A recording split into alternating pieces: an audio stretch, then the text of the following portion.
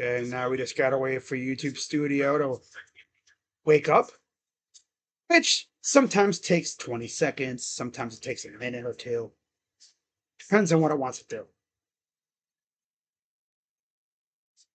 Sometimes I gotta refresh. All right, we're good. What's going on, everybody? Crazy Dog back with Game 5 of the Eastern Conference Finals. And this is a bittersweet one. This could possibly be the last game on TNT. Meaning, if the Pacers get the job done tonight, which I think they probably will, although don't sleep on the Knicks. Pacers get the job done tonight, then TNT will no longer be showing NBA games, and next year it'll be NBC. So that'll be fun. Only bad thing is, no more NBA today. That's been the highlight of these live stream, not the live streams, but of the NBA on TNT. NBA Today. I've literally found myself after a game, no matter who's playing, like I will literally be watching the team, I'll be watching the game, whatever, on TNT, the 10 o'clock game. I kid you not. I'll look down because I'll have it on in the background. They'll be still going. Then you have the EJ's Neato Stat of the Night, which never did get a sponsor. It's kind of sad. That thing's been around for years, as a little bit in the show, and short piece never did get a sponsor. Never did get a sponsor. Sad. Maybe just for the night, maybe they got a sponsor. I doubt it.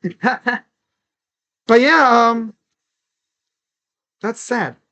But I'm interested to see what NBC will do with the NBA. Now, one thing I did not do last night was go over what the Timberwolves have for next year. Like, are they in a good position, or do they have work to do? Let's take a look, shall we? Because, again, they're coming off back-to-back conference finals losses. And, of course, Anthony Edwards said, we'll be back next year. Oh, we'll see. Because, the West is going to be even tougher next year. So there's a live look at downtown New York, Manhattan. There's a look outside the front entrance of Madison Square Garden. Knicks fans know that their team's on the ropes. They got to get the job done tonight, force the series to go back to Indiana. Should be a fun one. That's for sure. Getting through the game odds. Well, salary swish decides if it wants to work or not. The Knicks are 4.5-point favorites. The over-under is 222.5. Money line for the Knicks is -190. For the Pacers is +160. I think the Pacers have been underdogs in mostly every game in these playoffs. And they've won most of these games, which is pretty damn impressive.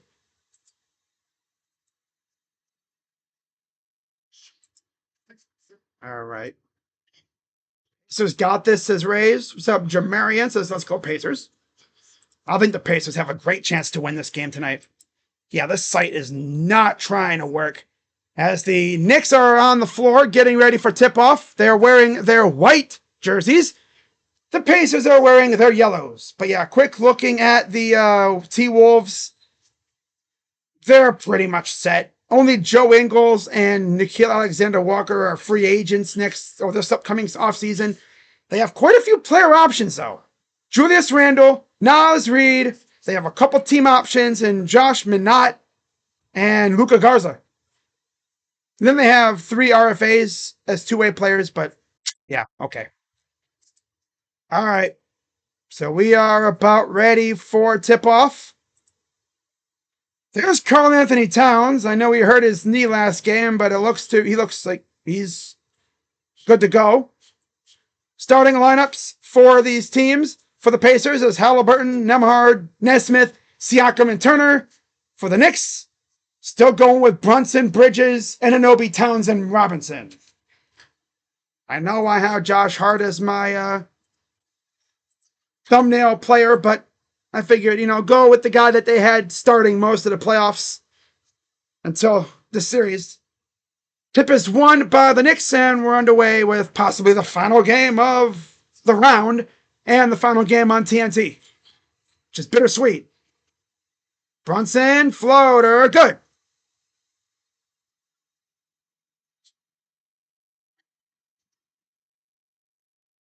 Hmm. 11:34 to go here in the first. Nembhard to his right. Inside, Turner stumbled and he traveled. He was trying to bait a foul, and in the process, lost his count of steps, I guess. Forgot the dribble, and he traveled. So that'll give the Knicks the ball.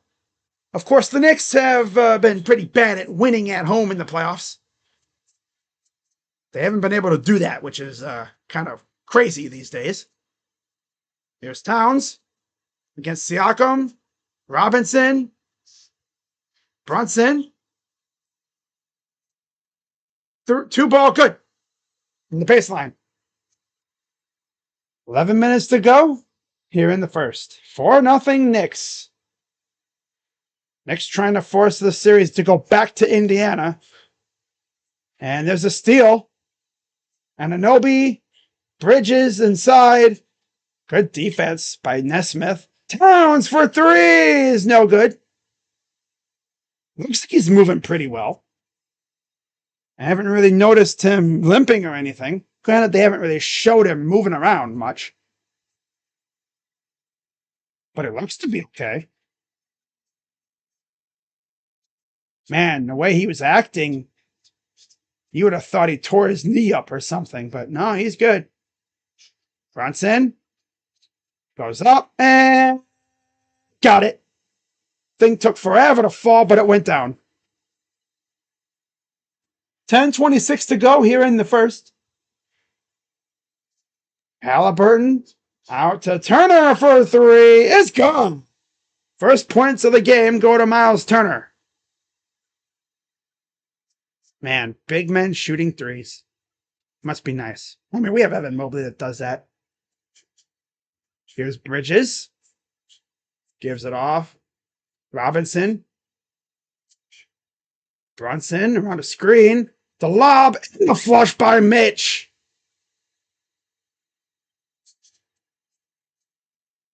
Eight to three. Nembhard. Oh, he lost the ball. Turner lost his focus for a second there, but he got it back. Good recovery. Nembhard. Siakam three is no good off the side.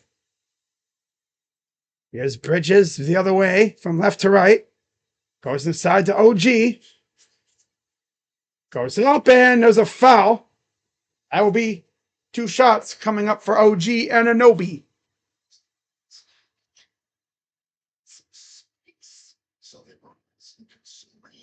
Wow. I can't believe what the Knicks did this past offseason. Right? They literally went out first and got Mikal Bridges. Traded all those picks for him. First free throw is good. And then 2 days before training camp started, they traded for Cat. And we have an early timeout from the Pacers. Barely, not even 3 minutes in.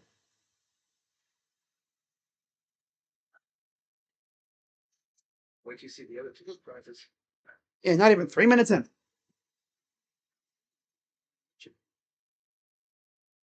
TNT's bundle of three. Thankful 60. Also, tonight you got Edmonton and Dallas. That series could be over tonight. We might have the NBA and NHL final decided tonight. Now, in the event that this game here is over tonight, like if the series ends tonight, I will have my little, I guess, city comparison stream that I did the last couple of years, besides last year, of course. I'll be doing that. What day would that be? Probably Wednesday. Yeah, I'll have it on Wednesday. It won't even be a long video either. Because, of course, there's not too many teams in each city. Indiana only has, well, the Pacers and Colts. OKC, well, they just have the Thunder. So, yeah. 3 teams. That would probably be the quickest freaking comparison video ever. Now, last year, oh, that thing would have been loaded to the gills with freaking teams. My goodness. Of course, I'm only doing the big 4 sports. Really. The major sports. NFL, MLB, NBA, and NHL. That's it. So we got across 4 leagues. Only 3 teams in each city. Not even each city. 3 teams in total. Right? Because you have the Pacers, the Colts. That's it. And then OKC would just have the Thunder. That's it. Now, last year, of course, it was Dallas and Boston. My God. The amount of championships that those 2 cities have. Sheesh. In football alone. Oh, my God. Not to mention baseball. They each would have had one. Yeah. That's quite a few. Mm-hmm.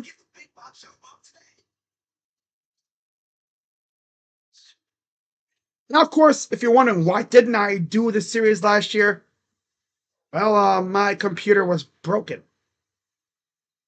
So, yeah.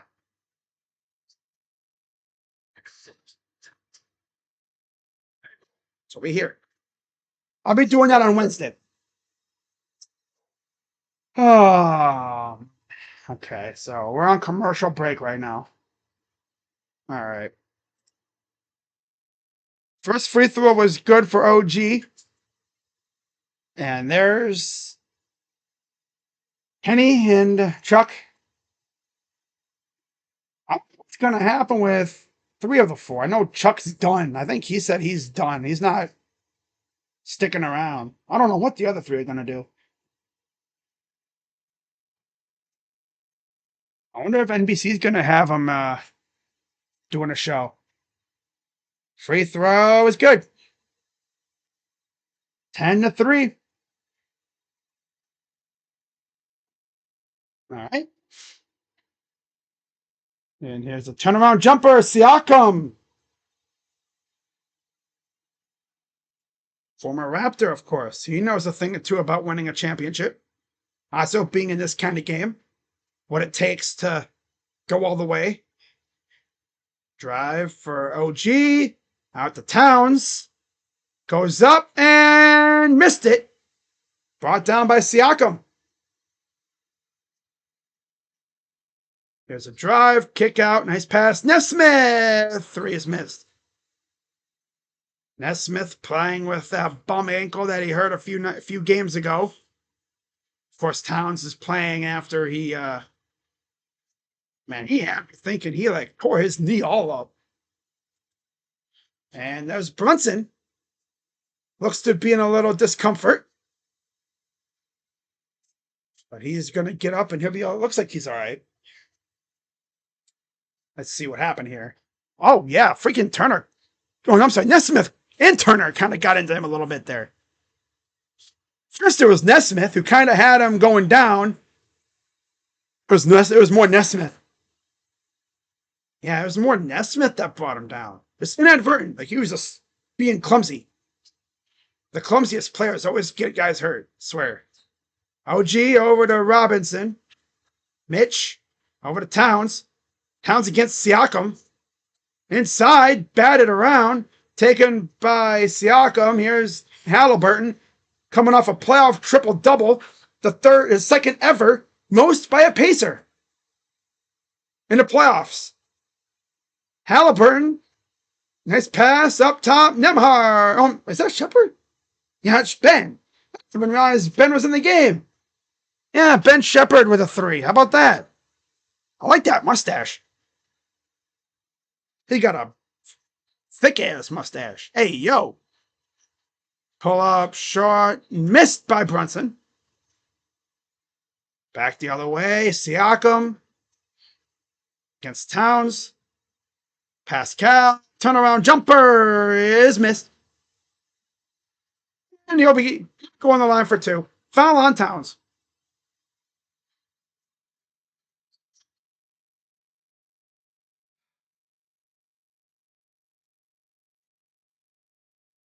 It's crazy. This could be the last game of the round. And if the Pacers finish the job tonight, it would be over a week.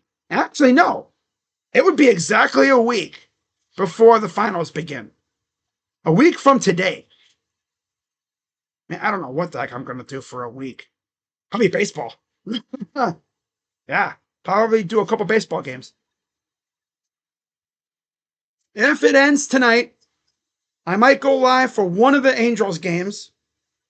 And I'm probably going to go live for maybe one game of series. Maybe. And then during the finals, I might go live for a game here or there. We'll see, though. Free throw is good.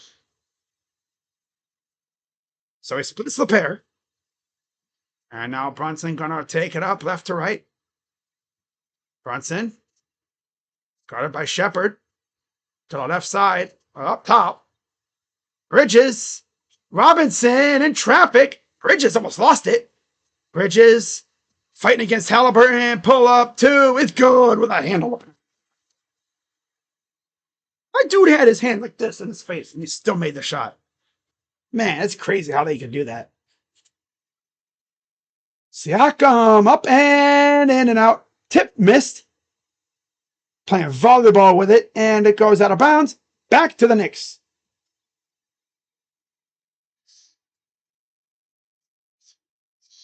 (12-9) Knicks lead. Here's Brunson. Over to Bridges. Bridges. Drive up and blocked by Siakam. I'm sorry. I'm going to keep mixing these two dudes up, aren't I? Freaking Turner. I guess because, when they're moving, it's hard to tell who's who. Because of the headband thing. I just be throwing names out. Hey, nice rebound by Towns. Yeah, Towns looks to be moving just fine. Kind of like a fast jogger, I guess. But he doesn't need to sprint up, and he missed. Tipped back, and there's a foul on the floor. Yeah, it looks like Towns might be a little hampered by that knee, but it looks like he's doing just fine. He's not limping. I mean, he's kind of moving like you'd expect a center to move. Kind of like a fast jog.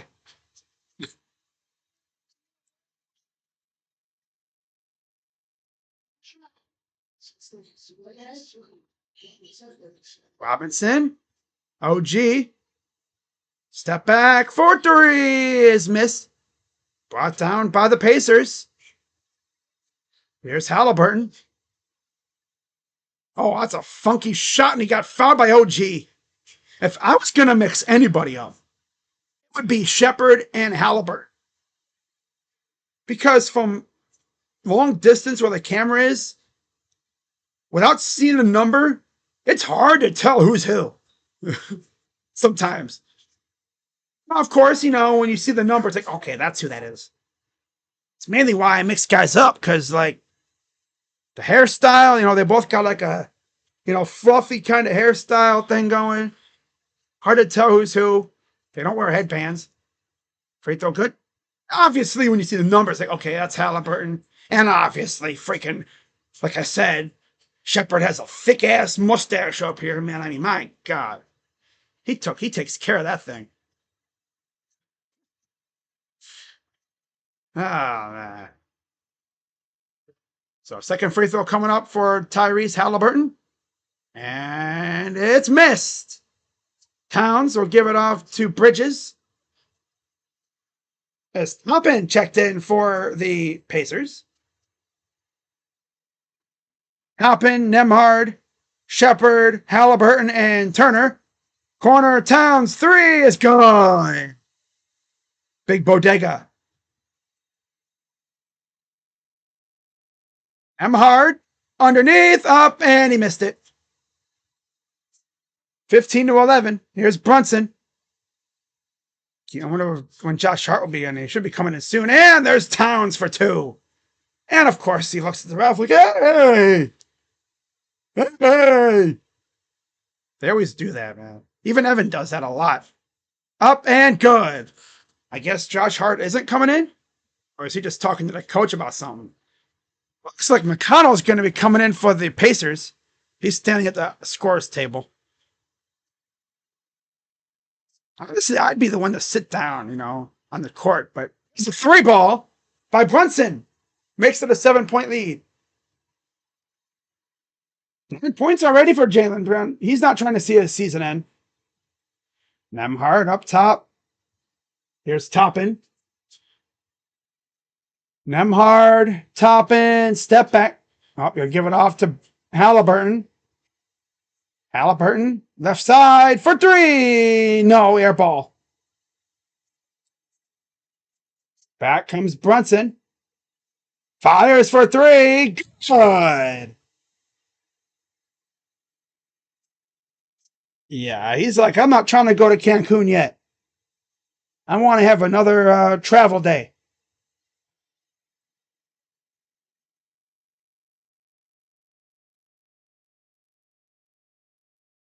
Yeah, what does he do like this? He goes like this.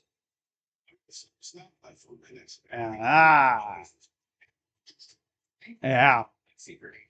All right.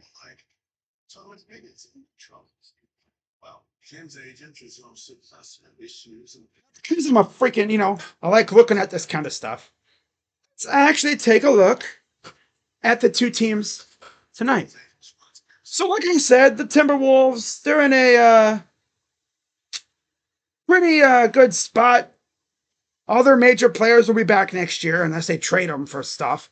But what about tonight's teams? The Knicks.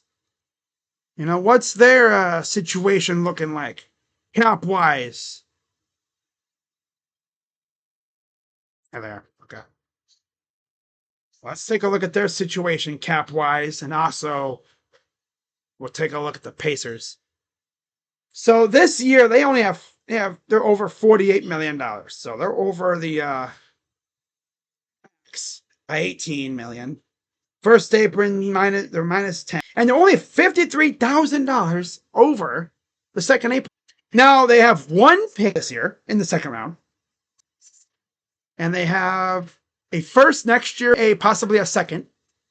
They only have possibly 2 or 3 first rounders because of those trades. And you look at the team, well, Precious, Campaign, DeLon Wright, Landry Shamet, and Marjon Beauchamp, who's a 2-way minor leaguer guy. They're all free agents. They're probably gone. And Ariel Hukporti and PJ Tucker, they have team options. I don't expect PJ to be back, though. I doubt it. And Hukporti, they could probably keep him around. Other than that, everybody else is pretty much locked in. Obviously, Towns ain't going anywhere. Anunoby, Brunson, they're locked in long-term a little bit. Bridges has 1 more year left. Hart, a couple more years, he's good. Mitch, he's going into his final year next year. And then McBride got 2 years after this year. Yeah, that's pretty much solid. Now, what about the Pacers? I'm pretty sure I looked at these guys before, and I'm almost certain they're locked in next year too. They're pretty much set. Yeah, they're a space team. They have all kinds of cap space for this year. Now, next year, we'll see. They're $28 million over the cap, but they're $1 million over the tax. They're $1 million under the tax. $9 million $9 million under the first apron and $17 million under the second apron. I guess they're hard cap too. Wow.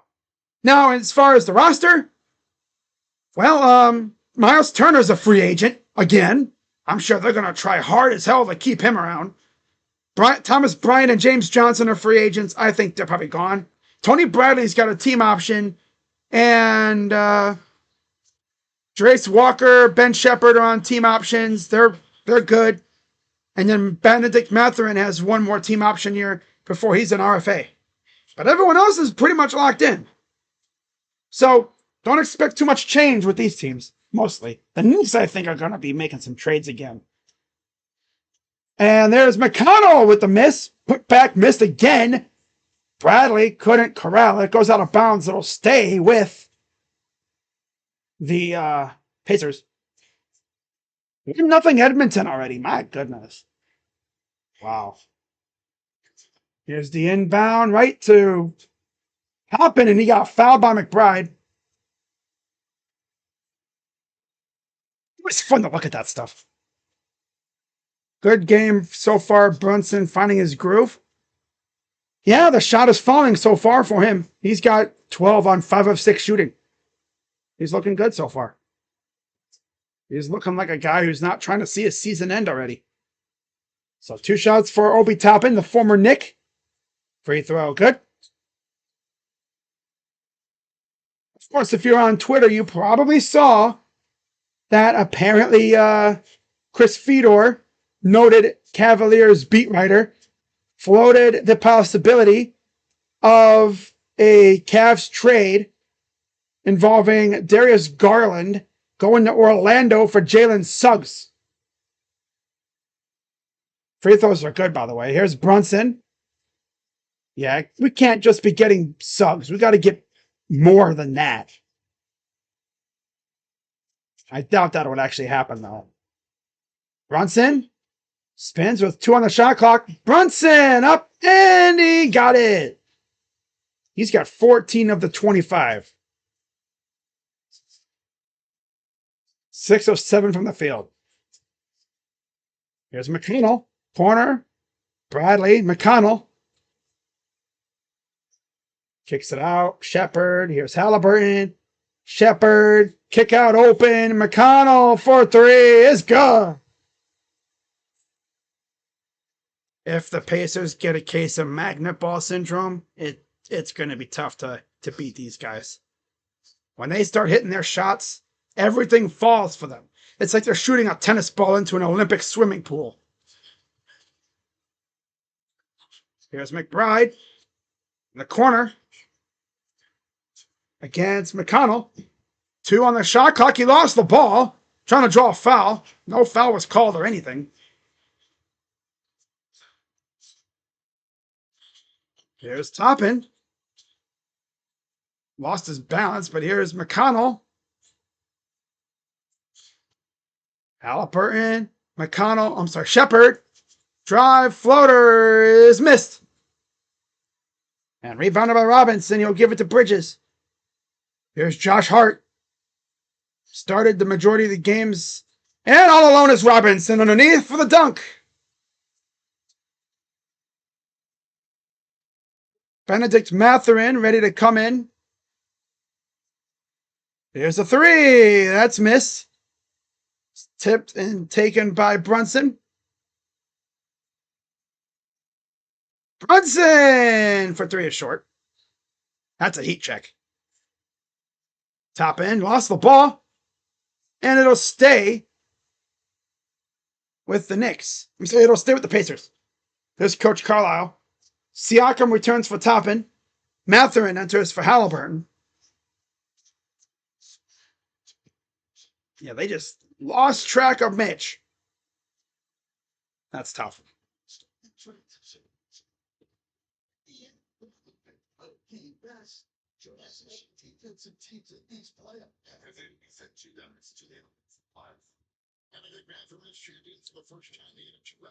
All right, here's the inbound to Brunson against Shepard. Shepard, man with the thick ass mustache. Hell yeah.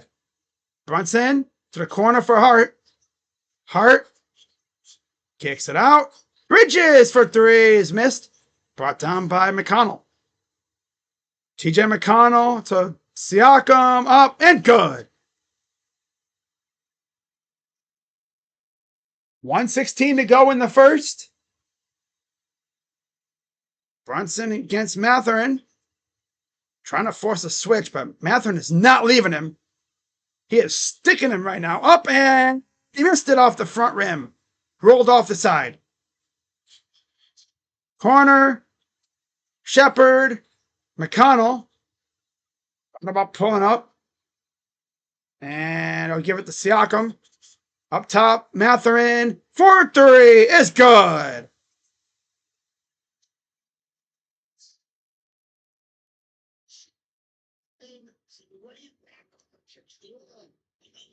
Here's Josh Hart. Bridges. Drives inside, kicks it back out. Good close by McConnell. Hart, 4 threes. No good. 24 seconds to go in the first. God, this first quarter flew by quick. My God. Really wasn't many stoppages. Yep. 13 seconds to go. McConnell to the corner. 7 on the clock. 3 on the shot clock. Pull up 3 is missed. Brought down. Bridges at the buzzer. No. After 1, it is 27-23 Knicks lead. All right. Okay.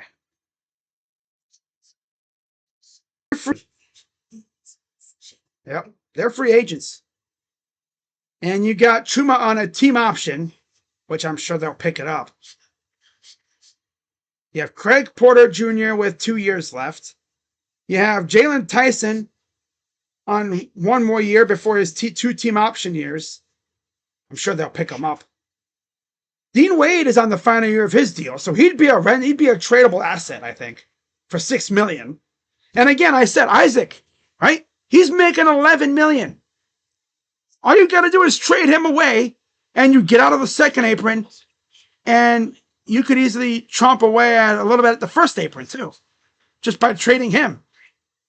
And then add back whatever contract you take back, which I don't think it can be more than $11 million. So it wouldn't be a big trade. Now, if they trade Darius, that's $39 million off the books for this year. If they trade Darius. Jared Allen's $20 million, and he's still got an extension coming up. So if they trade both of those guys, that's like $50-some million off the books immediately. That's crazy. So Siakam out there, Obi Toppin out there as well, back in for Bradley. For the Pacers, it's Siakam, Toppin, McConnell, Mathurin, and Shepard. For the Knicks, it's Towns, McBride, Hart, Wright, and Shamet. Kind of crazy how Cam Payne just fell out of the rotation so quickly. But he really wasn't doing anything. Towns draws a double, goes up, and got it at the shot clock buzzer. 3-0 Edmonton. Oh my God. Yo, Dallas, did you just give up or something? My God. 29-23. Here's the 3 is missed. Brought down by Siakam against Shamet. Goes up. Here's a pass. Siakam, McConnell up and good.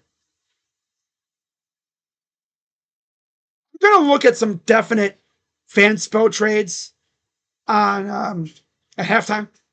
We're going to be taking a look at that stuff. 10:42 to go here in the half. Here's Hart. Hart. Kick out. Here's a 3. Is missed. Too much on that shot by Wright. Mathurin over to Siakam up top. McConnell. Right side, top end 3 is too strong. That thing had hella bounce off it. And it's not just a miss. That's a straight up overshot. That thing hit the other side of the rim. Towns fights his way in for 2, and the foul on Siakam. He just went right past him. That'll be number 1 on Siakam. 10:05 to go in the half. Yep. The Knicks are playing like they ain't trying to see their season end. And the good thing is, with the Western Conference Finals done, I actually have day offs now. Yeah, I won't be streaming every freaking day. Yeah. Might even do some baseball. Ooh, baseball. I'm not gonna do tomorrow's game.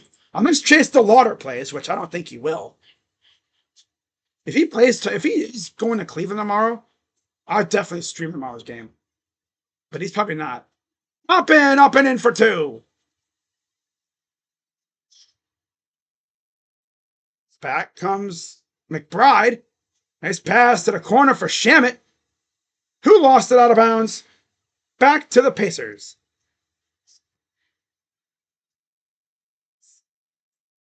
Oh, Mike Trout coming back tomorrow? Figures, of course. Up and in for two for Toppin. Looks like Obi Toppin will be coming back in. You see that? And he is bothering him a little bit. He's kind of laboring just a tad.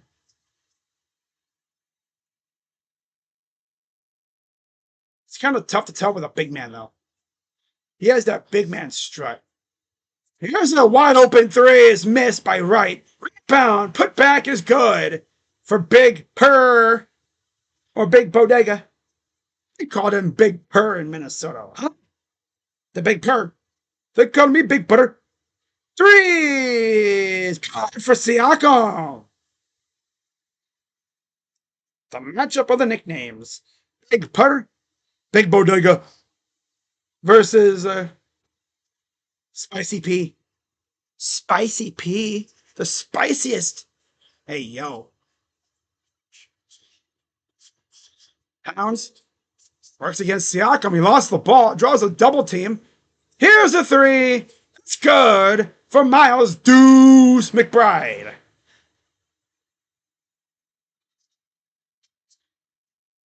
Siakam works inside. Gives it to Toppin. Fadeaways miss. Goes to the ground looking for a foul. Nothing called. Hart drives. Right up there. Almost got blocked, but he got the bucket. And the foul on Mathurin. This first. But yeah, it sounds like Mike Trout will be playing tomorrow against the Guardians. Trout's been out since May 1st, so that'll be fun. Yay. Bad for Mike Trout. But at least the Angels are somewhat competitive this year. They're 25 and 30.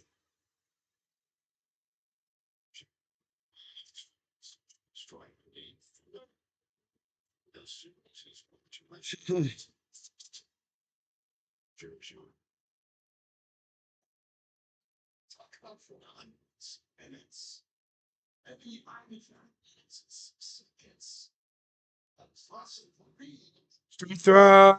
Good. For Josh Hart.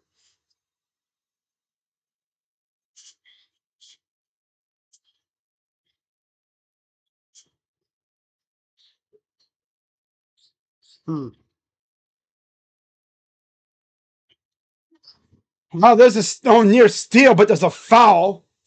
OG went down kind of awkwardly. And he kind of ran into Spicy P's back, his leg, right here, trying to go for the ball. That could have messed up his ankle if he wasn't careful. And we have I thought there was going to be a foul there. Okay. Mathurin up and he missed it. Taken by the Knicks. Up by 8. 7:26 to go. Here's Towns. Drives inside. Up and he missed it off the side. McConnell. Nesmith back in the game. Siakam. Open threes. Missed. That could have been open back. But of course not. All right, here comes the Knicks. Josh Hart. Inside, Towns. Blocked by Turner. Out of bounds. Back to the Pacers. I'm out, Knicks. So we're almost halfway through the quarter already. Again, I think this game is going by quick because there's not a whole lot of fouls right now. The refs are just letting them play. They probably want this series to end, this game to end just like we do, pretty much. Just happy I have a day off every once in a while now. Every 2 days. The worst thing is, though, the longer this series takes, the less rest these two teams get. They'll have, like, I think, the third and the fourth. Yeah, well, the third day, yeah, because the series, the NBA Finals start on June 5th. Game 7 is obviously on Monday, the 2nd. So June 3rd would be your one true actual rest day, if that. You'd have to hop on a plane immediately to go to OKC because June 4th would be media day and stuff. And then June 5th would be game 1. Yeah. So if you're the Knicks, you probably want to rally and get this to game 7, but that'd be tough. If you're the Pacers, you want to wrap this up tonight. So at least you get a full week off. You get the rest of this week and then a part of next week.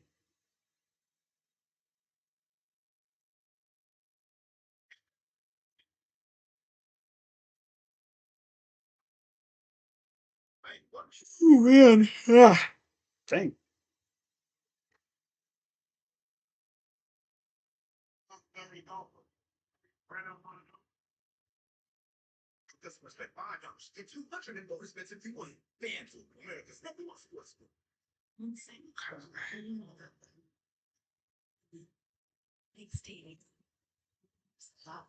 All right. That's 3-1. Oh, here comes Dallas now with the comeback. Uh-oh. Call it a comeback. By the way, shout out to Chiseled Adonis. He had probably the best line when it comes to teams making a comeback. Going to the sperm bank to get their comeback. Hey, yo! Now, Chiseled Adonis, you talk about amazing content creators that are very creative. Yeah, he's one of them. I tell you not. I tell you for real. I would sit here, right where I am, and watch the entire half-hour recap of his for every week of the NFL season. That, and of course, Urinating Trees Sports Ball for the NFL. I would watch the entire thing. The entire thing. No skips. Sometimes I would skip around maybe to see what, you'd have for how many clips he would have for my team, for Chiseled Adonis. But when it comes to Urinating Tree, I would watch the entire thing. Obviously, if we lost, I wanted nothing to do with it. So Halliburton's back in for Siakam, Nemhard's in for McConnell, and Toppin is back in for Mathurin. Down by 8. Got a little work to do with about a half of the second quarter left. 17 bench points. Ball is good. 2 ball, I should say. 2 ball. 2. Long 2. 40-34 Knicks lead. Here's Shamet. OG works against Nesmith. Up, and we got dragged down, but no foul. 3 ball. It's good for Shamet. The Landry Man. 6:10 to go here in the half. Halliburton to Turner. Nesmith. Nemhard. Drives. Goes up. Gets blocked. Almost went in. Now here comes Towns.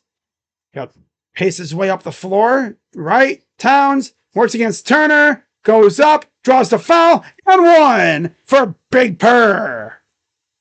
Big Bert, or I guess Big Bodega now. What would he be in Cleveland? Even know what his nickname would be in Cleveland. The Acre Monster? No. Oh, Rock. Mm, the big rock. The big guitar. No, no, no. It wouldn't be the big. I don't even know. DeLon Wright check comes out as Brunson returns. Fouls on Miles Turner, his second.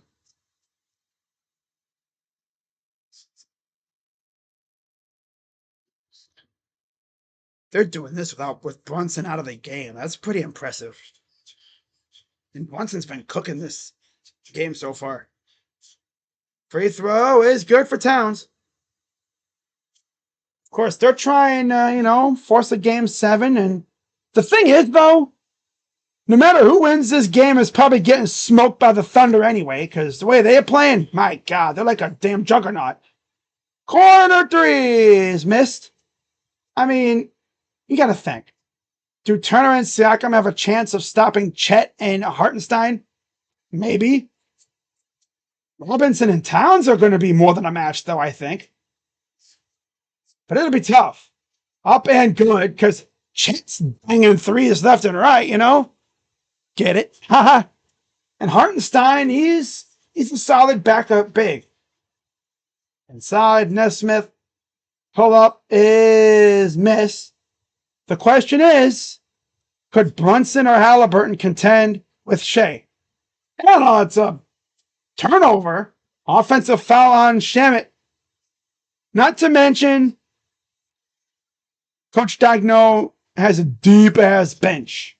Caruso and Jalen with an eye. Isaiah Joe in there. Anybody could come off that bench for the Thunder and cook you. I can't trust the Knicks bench to do anything. Pacer bench is solid, though. Halliburton, corner Turner against Towns. Works in, up, and got it for 2. Could have easily been a foul there, but no call. 48-36, Knicks lead. Yeah, the Knicks are playing like a desperate team. More desperation than what the T-Wolves showed last night. That's for damn sure.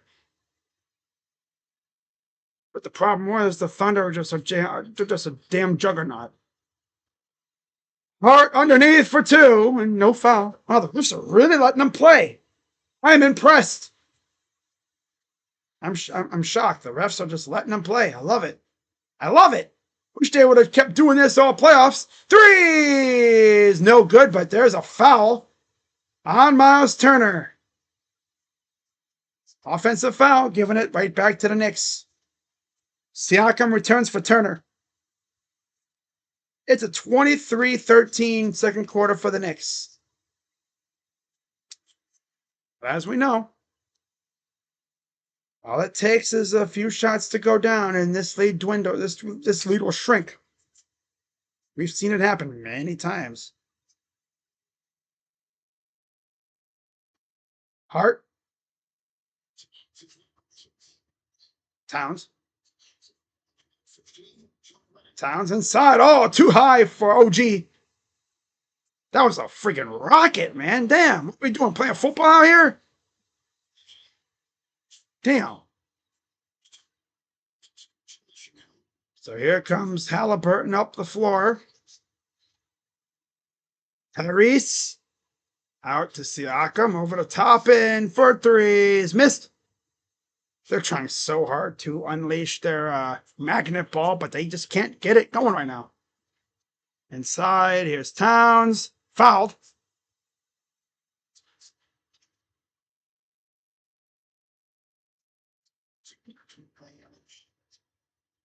Fouls on Toppin. He'll exit for Benedict Mathurin. Mikal Bridges returns for Shamet.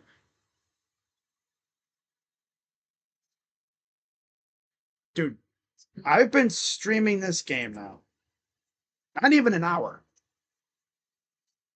We're almost at halftime. This is actually a really quick half. Wow. Lob up and missed it. These refs are actually letting them play. I'm genuinely shocked, but I love it. Floater is missed, but of course there's a foul. Well, for the most part, they're letting him play. They're only calling the easy stick, the egregious stuff. There's been some contact, and the refs just look at it like, yeah, that's good. We'll let it go. Timeout, Pacers. Fouls on Jalen Brunson. His first. Angel Guardians prediction. Wow. 8-0 Braves. That's tough. After the Phillies took game one, they damn near blew it, but they won it. And then they get smoked with Zach Wheeler on the mound. You just hate to see that. Right? Trout is back, of course. The old Cleveland tradition. Injured players on the other team coming back against our favorite team. Tradition as old as time. Although it's usually been the Browns who have that happen. You don't have it happen too much to the Guardians. They got Mike Trout, but we got Nolan Jones. Well, if Chase DeLauder was on the bus to Cleveland, we'd have him, but nope.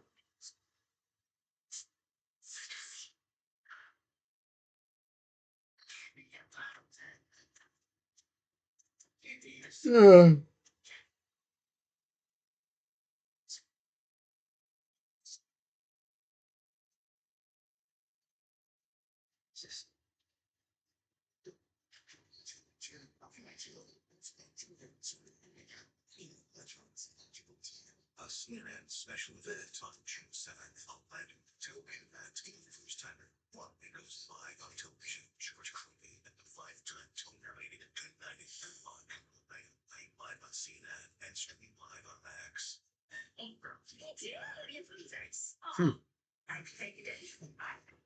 Dashy's gonna hate to see this. Bungle star pass rusher Trey Hendrickson could be willing to miss games and even the entire 2025 season if his contract demands are not met. So he's trying to Le'Veon Bell his career, pretty much. Don't play at all this year. And yeah, okay. I'm sure that'll work out. I'm sure they'll come to a compromise, and I know exactly how it's going to go. One day before we play them. Day before we play them. Even the day of, possibly. Like what happened with Dak. Remember that? We thought, oh yeah, Dak's, his contract situation. Well, this is different. But the thing is, though,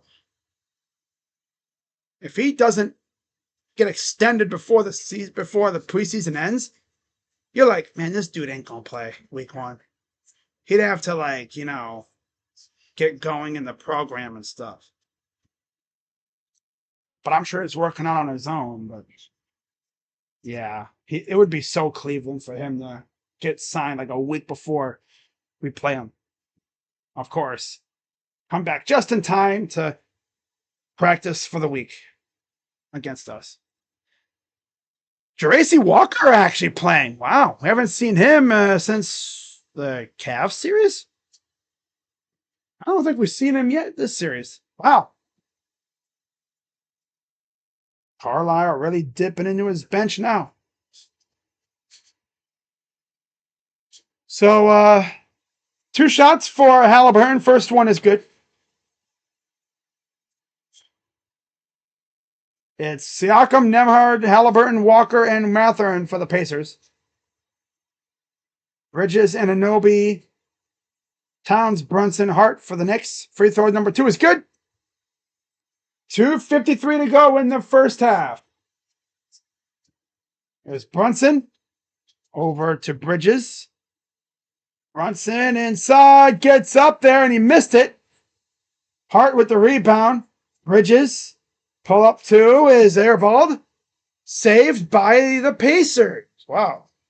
Siakam drives inside against Hart, goes up, and fouled by Josh Hart.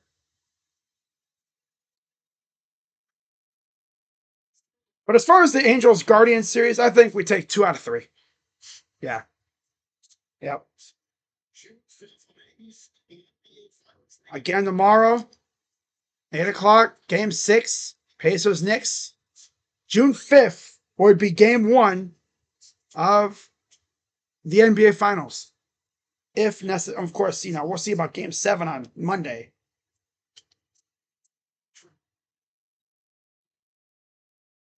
But of course, the Knicks are trying to get right back to the Garden for game 7.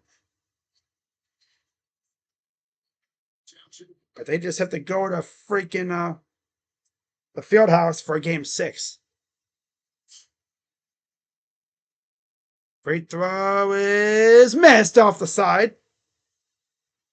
39-50.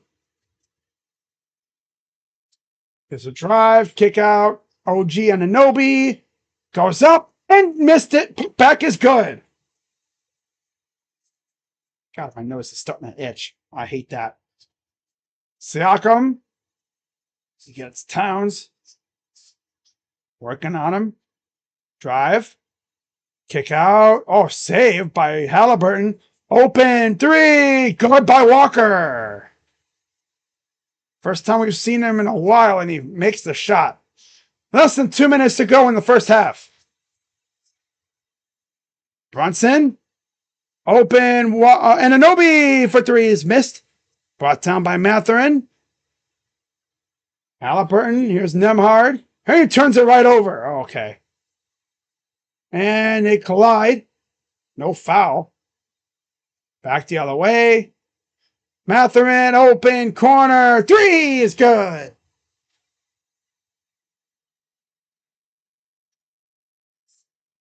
About 1:15 left. 6 turnovers apiece. 12 points off turnovers for the Pacers, 4 for the Knicks. Both teams have done a pretty good job taking care of the ball. Towns underneath, up, and good. 1 minute to go. Up by 9. Spin. Siakam short, taken by Towns. Towns already has a double-double. Wow. Inside, Bridges. Backing down. Bridges, floater, fadeaway's good. Ugh.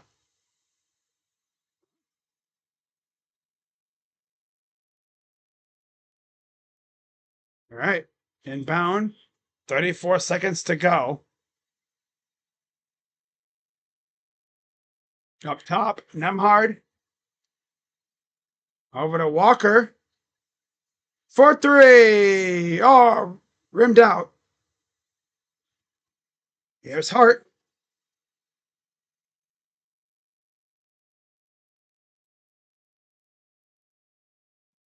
With 9 on the clock.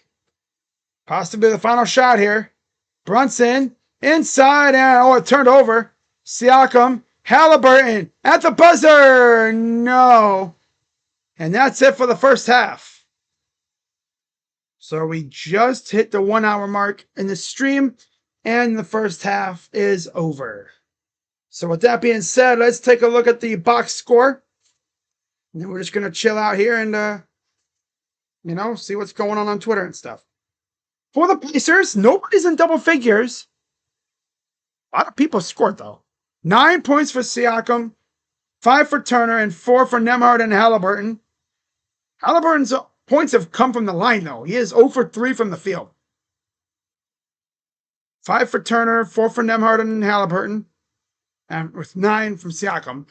Off the bench, 6 apiece for Toppin and Mathurin. 5 for McConnell, 3 apiece for Walker and Shepard, which is just 1 shot apiece. And Tony Bradley, only 4 minutes, has not scored. Overall, 15 of 40 from the field, 37.5%. 7 of 18 from 3, 39%. And 8 of 11, 73% for the Pacers from the line. 18 rebounds, 11 assists, 4 steals, 5 blocks, 6 turnovers, and 8 fouls for the Pacers. And then for the Knicks, 17 for Towns, 14 for Brunson. Those two are a combined 13 for 21. They are playing like they're not trying to see their season end tonight. They're trying to go back to Indy for game 6. 6 for Anunoby and 4 apiece for Bridges and Robinson. And off the bench, 5 for Hart, 3 apiece for McBride and Shamet. That's all so far. 23 of 45 from the field, 51%. 5 of 14 from 3, 35.7%. And 5 of 5 from the line to go with 25 rebounds, 10 assists, 3 steals, 0 blocks, 7 turnovers, and 7 fouls. And that is it for that. Okay. Indeed, we offered salary conversations from the start.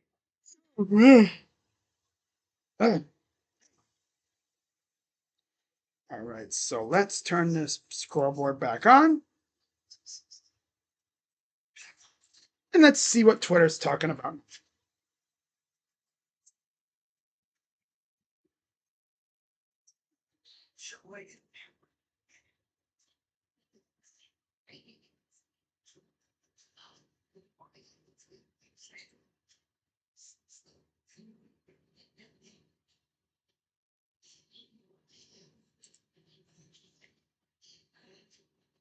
Wow. Rocco Thompson, beloved dog of Klay Thompson, has passed away at 13. That's sad. First saw him in a Warriors BR animation way back in the day and was happy to find out he was a real dog. He's a real dog. I'm a real boy. Oh.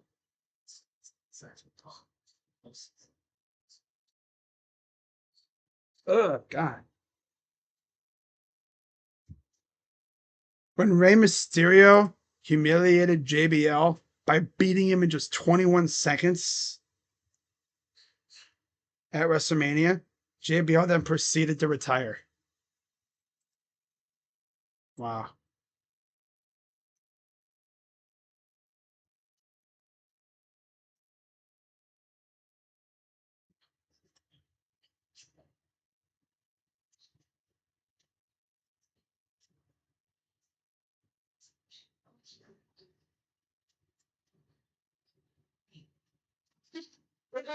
Mm.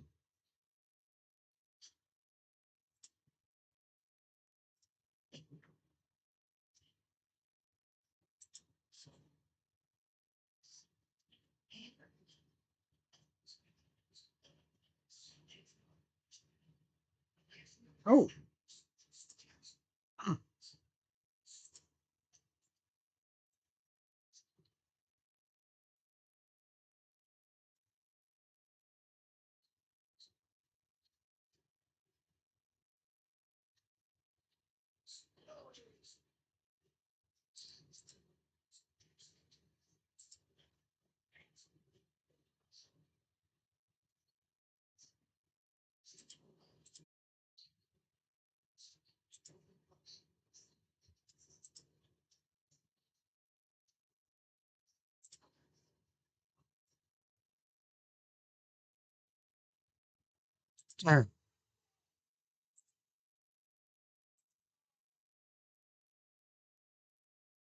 Okay.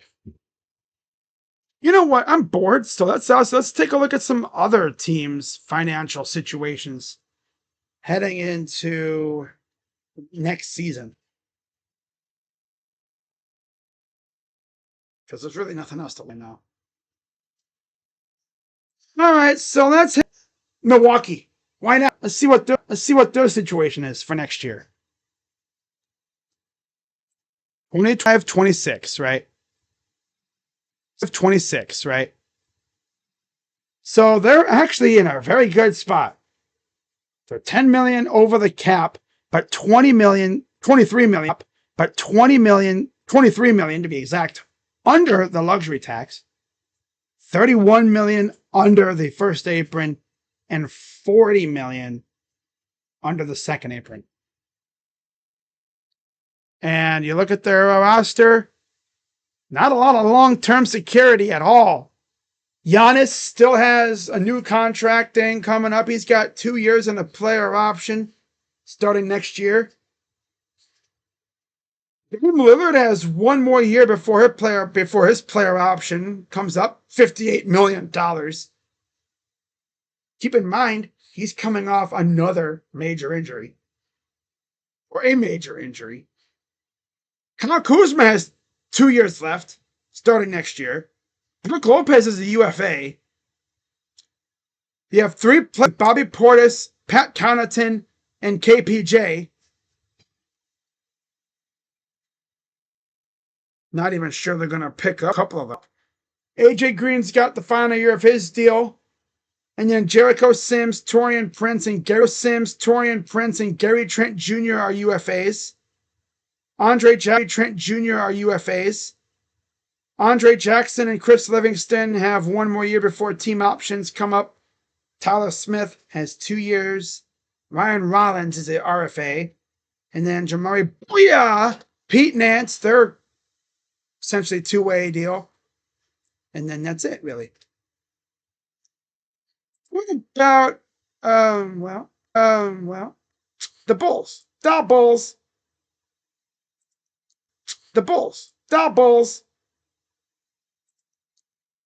Dude, the Bulls have coming up here. So, the Bulls for 25-26, because that'll be next season.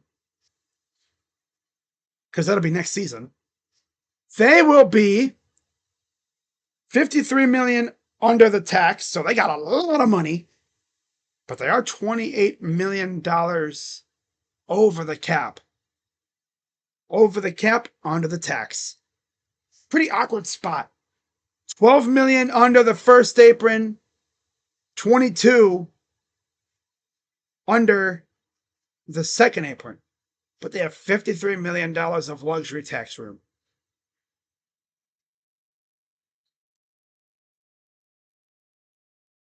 Okay. And don't forget, they also have a mid-level exception to use as well. They have $12 million left of that. And $5 million of a biannual exception. Then they have 3 trade exceptions that they can use as well. From Alex Caruso, $2 million. DeMar DeRozan, $17 million. And a Zach LaVine, $17 million. That's big. And they have a first this year and a second, which is the Kings. And then their next, I think, tradable first rounder is 2028, which is their own. Now, as far as their roster goes for next year, well, Trey Jones is a UFA. Josh Giddey's an RFA. Javon Cutler's got a player option. And Dalen Terry, they picked up his team option already. Julian Phillips has 1 more year before he hits with a team option. Lonzo Ball, 1 more year before a $10 million team option. Vooch, who might get traded, probably will get traded, $21 million last year of his contract. So he'd be a perfectly tradable asset. And then Pat Williams still has 3 years left before a player option. Kevin Huerter, Zach Collins, and Kobe White. Again, rental type players. If they hang on to them, they could trade them at the deadline for something. Perfectly tradable assets. But they're making quite a bit, so that'll be tough. Jalen Smith's got 2 more years left. Next year and the year after. $9 million apiece. So yeah. Then they have EJ Liddell.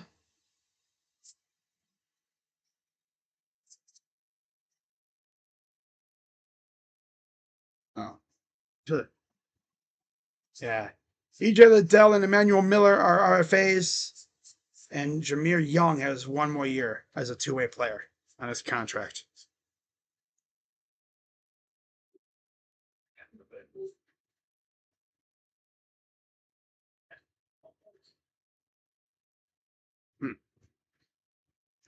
Now, let's take a look at another team. How about the Warriors?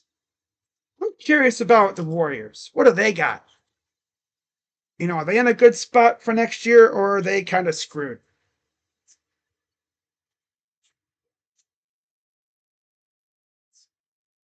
All right.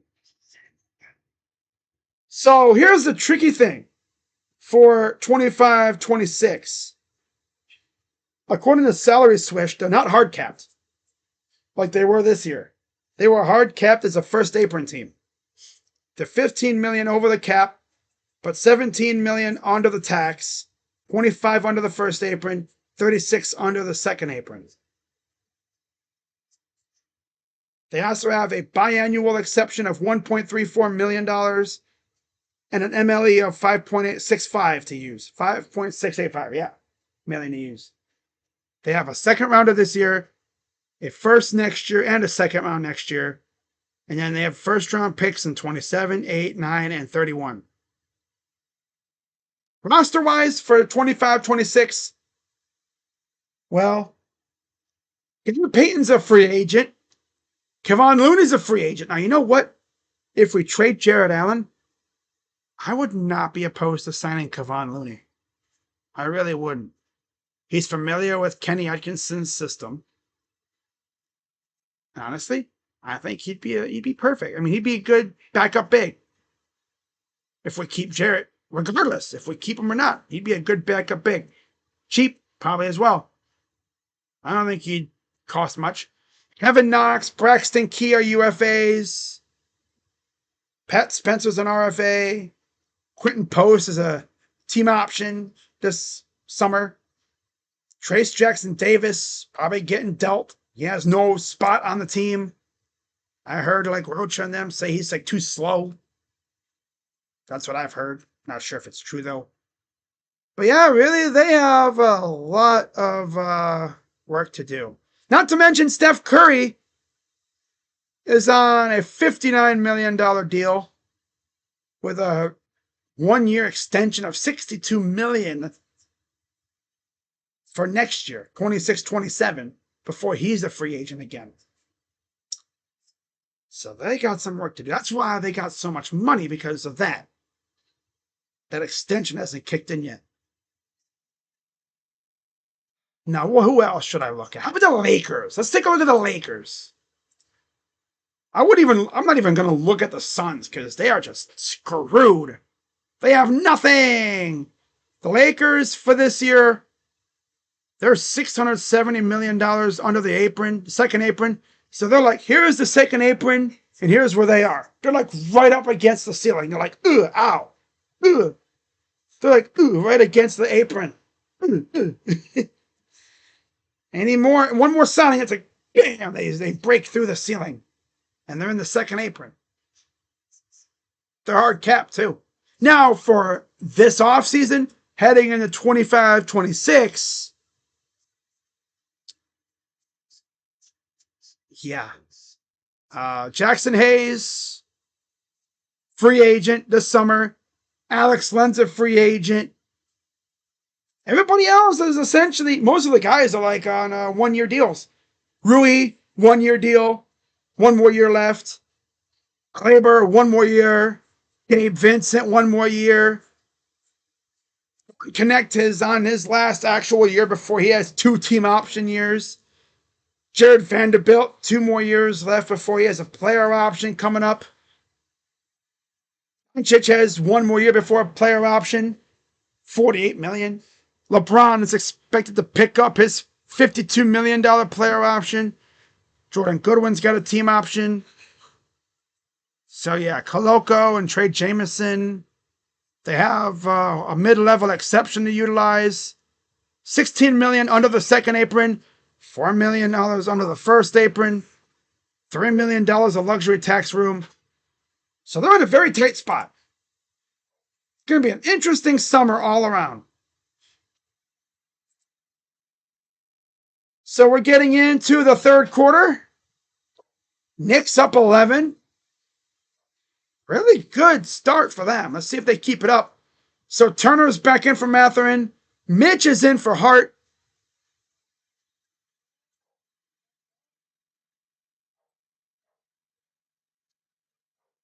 And Nesmith is in for Walker.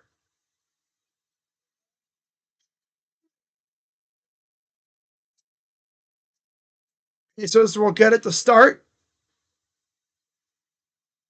Down by 11. Obviously, you know this is like easy stuff for them. If they really start hitting, watch out. As here's Nemhard. Up top, Turner. Halliburton. Good defense by Bridges. Drive, Nesmith. Watch out. And we have a whistle. Traveling on Nesmith. Because that's what it was going to be. He tried to hold his dribble and balance it out, but in the end, he traveled.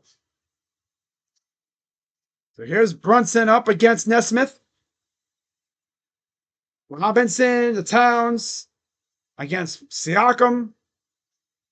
Inside, he lost the ball. Here's Towns from Brunson. Up and a charge on Towns.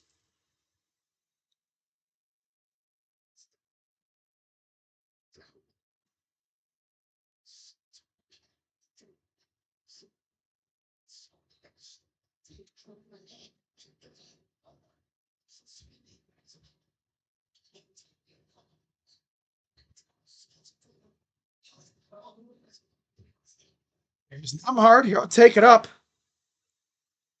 against OG. Oh, my leg is bleeding. See, I think I guess. Yeah.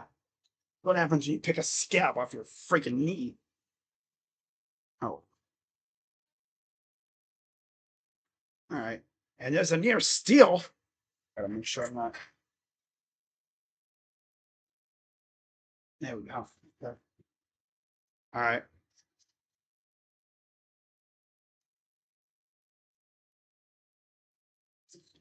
56-45. Brunson. Drive up. And he got it.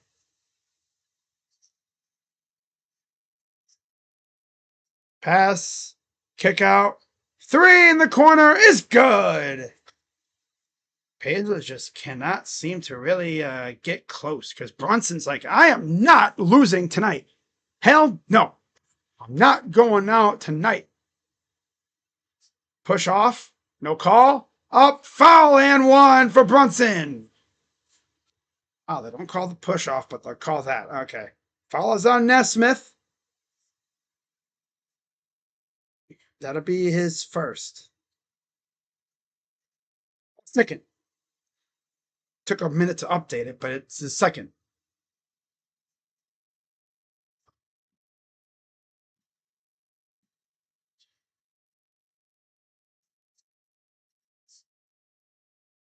Dolphins have had trade discussions with the Steelers about Jonnu Smith.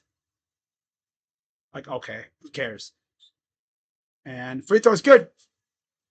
61-48, 10-22 to go. Knicks are 6 of 6 from the line. Pacers are 8 of 11. Halliburton to Siakam. Pull up jumper short. Brought down by Robinson. Mitchell Robinson. Brunson. Almost stolen. Saved by Bridges. Here's Towns. Towns. Corner. Brunson for three. It is good.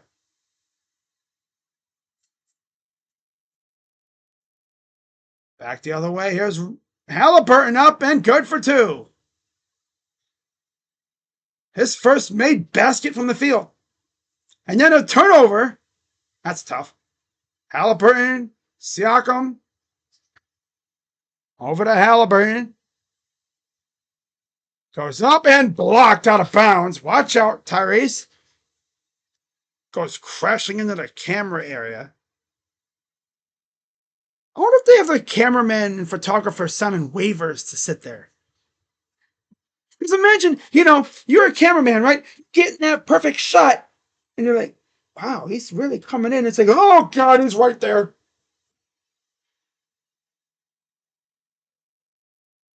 Man. And a turnover.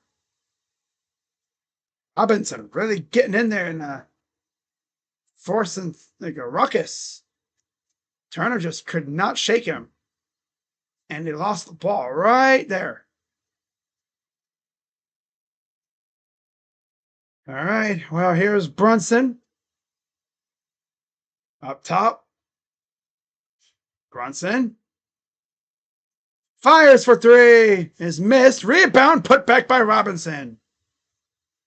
Timeout Pacers. 16-point lead for the Knicks. Spike Lee is loving it.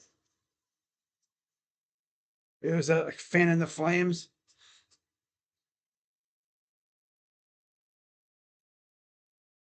Pacers just not playing that well right now. The way this thing is going, we're going to have a game 6. But that's what they were saying a few games ago. And then the Pacers came back and won.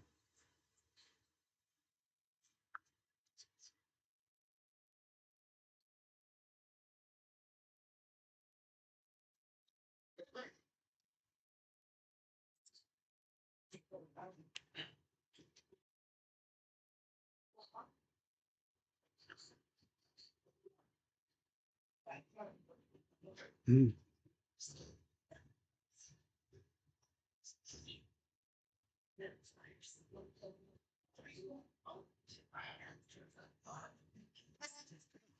Playoff game graphic Hall of Fame.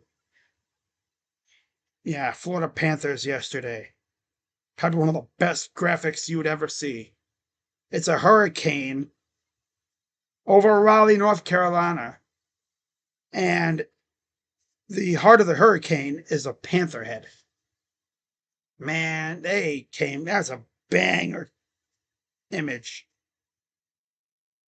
That's actually a banger image. My God. No, hunting. That's funny.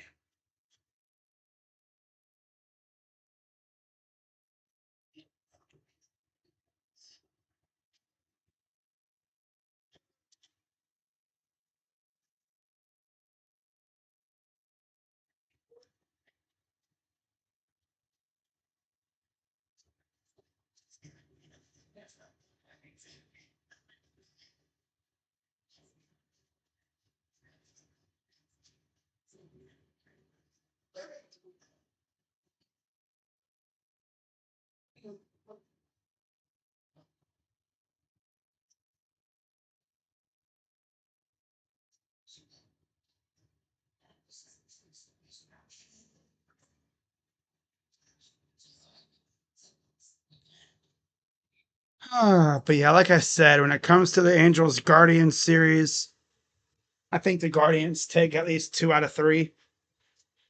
But with how this team plays, it's hard to say.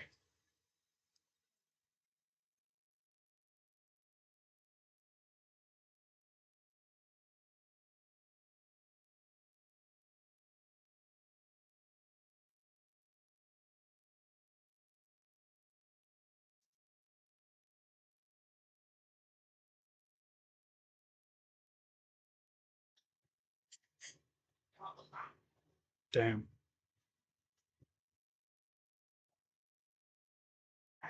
Yeah. So back to the action. May 31st, women's national team against China. 5 p.m. That'll be a fun one. Sure. For any soccer fans. There's Chris Richardson. Chris Richards from the men's national team. 24 appearances.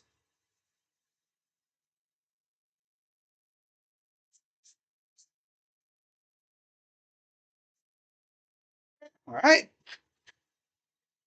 So here's the Pacers out of the timeout.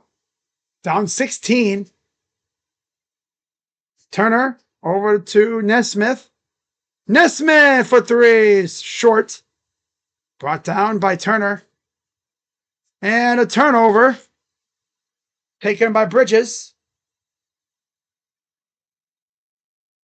Bridges goes over to Towns. Towns against Turner. Backing him down. Draws a double and oh, look at that. Emar got in there and got the ball out. Forced a foul on Towns.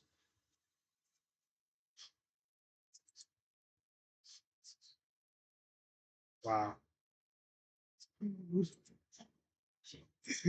Oh, man. 66-50. 8:08 to go. 17 points in 23 minutes. 3 fouls for Towns. Halliburton up the floor. Halliburton to Nesmith. Corner for Nemhard. Nesmith working against Brunson. Driving, lost the ball. And it'll go out of bounds. It'll stay with the Pacers? Yeah, it'll stay with the Pacers. 10-5 third quarter so far for the Knicks. Inbound. Out to the Pacers. Siakam in the corner. Siakam draws a double. Here's Nesmith. One on the shot clock for three. Is missed. Brought down by Towns. Up corner three is missed. A lot of clear shots, and he stepped out of bounds. Back to the Knicks.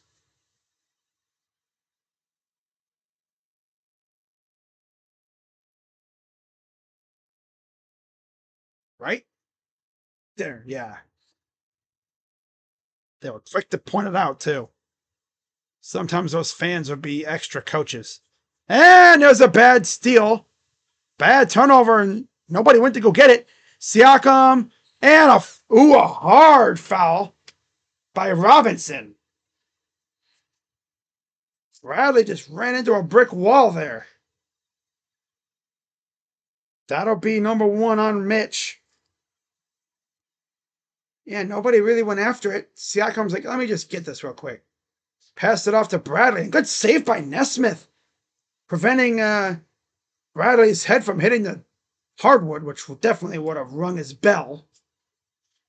He would have been hearing everything. He would have been hearing voices, but they weren't even around.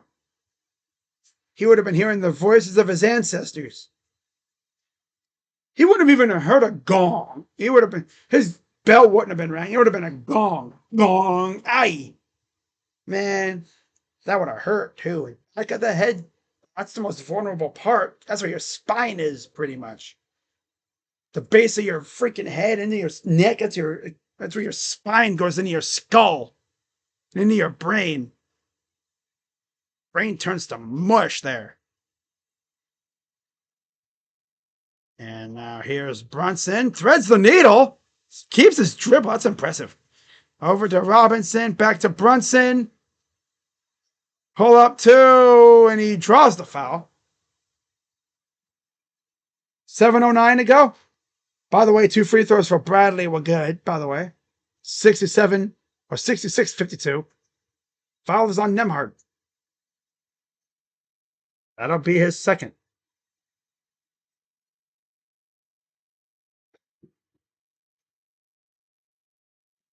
Mathurin ready to come back in for Nesmith.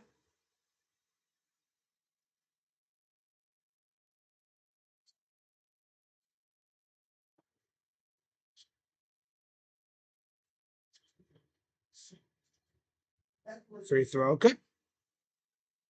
Mathurin in for Nesmith. Thomas Bryant will enter for Tony Bradley. Bradley coming out after that hard foul. Gets help to the back. They're going to check him out. Probably his hip area, it looks like. So Bryant's in there now. Remember, they acquired Bryant after they lost their starting 2 centers. The other 2, James Wiseman and Isaiah Jackson, to the same injury within a few days of one another early in the year. Pass. It is blocked and no foul call. 68-52. Inside, lost it briefly, got it to Towns. Towns, drive, goes right up and got it for 2. And a turnover, right to Brunson. The lob, the dunk is missed. But a foul on the Pacers. It's on Nembhard. That'll be his third. Or is it a second? Oh, it's his third. Okay. Gotta make sure.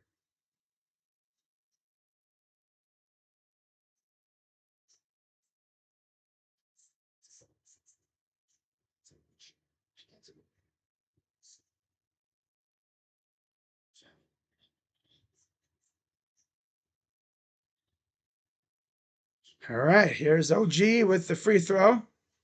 It's up and good. Shepard returns for Nembhard.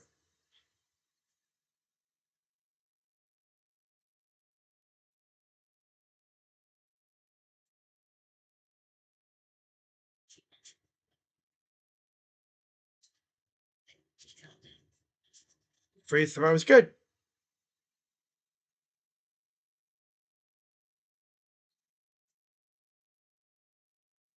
Up by 20. Siakam fouled and it's foul on Towns. Towns, he flopping. He doing the you. He cranking that Soldier Boy. Crank the Spicy P. Crank the, whoa. Hey, yo. That is something you don't say. Crank that Spicy P. Hey, yo. Hey, yo. But he's still looking, he's cranking the Soldier Boy. You. So Towns will check out as Josh Hart returns. First free throw coming up. Well, he missed the first. One more coming up for Siakam.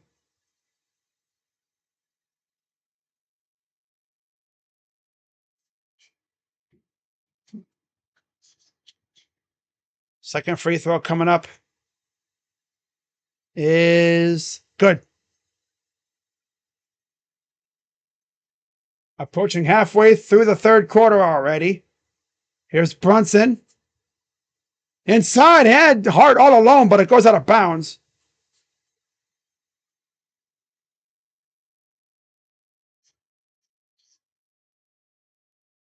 There's a kick ball on Siakam. And Anobi to inbound. And a whistle. 6:16 to go. 72-53. If they blow this lead, they really are just... The Pacers really do have devil magic on their side. Inside, Bridges to Hart. Goes up and it's taken away by Halliburton. He's got... He had Mathurin all alone, but he draws a foul on Mitch. That'll be his third, I believe. He had him all alone, but he just couldn't bring the ball down and get into, get to the basket. 2 shots coming up. I believe that's number 2 on Mitch. That's number 2. 3-2 Edmonton. Ooh, Dallas coming back now. Ooh. Free throw is good. One more coming up for Benedict. If you're a Knicks fan, you're like, okay, please keep this lead. I swear to God, please keep this lead. Don't blow this. Because it'd be one funny way to lose a series when you blow 2 20-point leads. Up and good. There's been a lot of 20-point leads blown. A 20-point lead in these playoffs is like a 2-goal lead in hockey.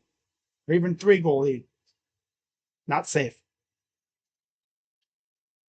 Brunson, the Hart, corner 3 is missed. Just under halfway left here in the third quarter. Halfway through. Hart. Turn. Oh, I think it was turning over. Bridges. To Hart. Stops. Goes up. And he missed it. Taken away by Siakam. And look at the Hart. Look at OG getting in there. Getting it back. OG in the corner for three. Is missed. And there's a foul on Hart. His first.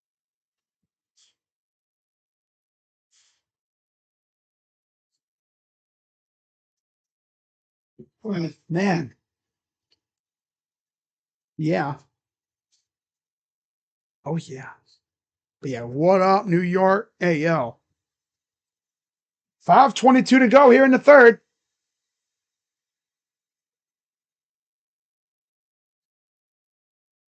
Free throws for Benedict Mathurin. Slowly but surely, they're creeping back up there again.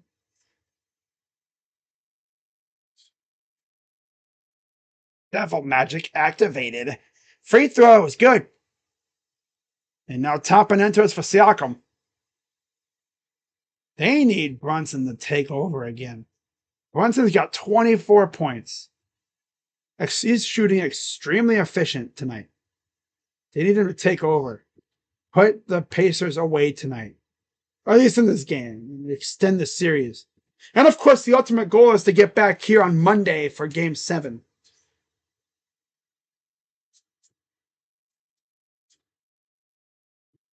$5:17 to go. 29 bench points for the Pacers. 11 for the Knicks. So on brand. Pacer bench is showing up and the Knicks bench is doing nothing. That's going to come back to haunt them. Because at least with the Pacers, you can rely on your bench and give your starters a little extra rest and get good support from your bench. Doesn't seem like the Knicks are getting that.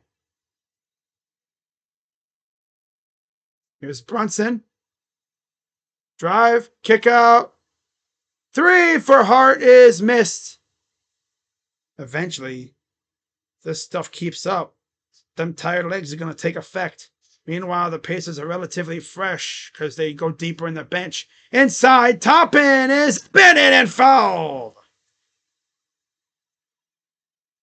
And one coming up, fouls on Jalen Brunson. His second.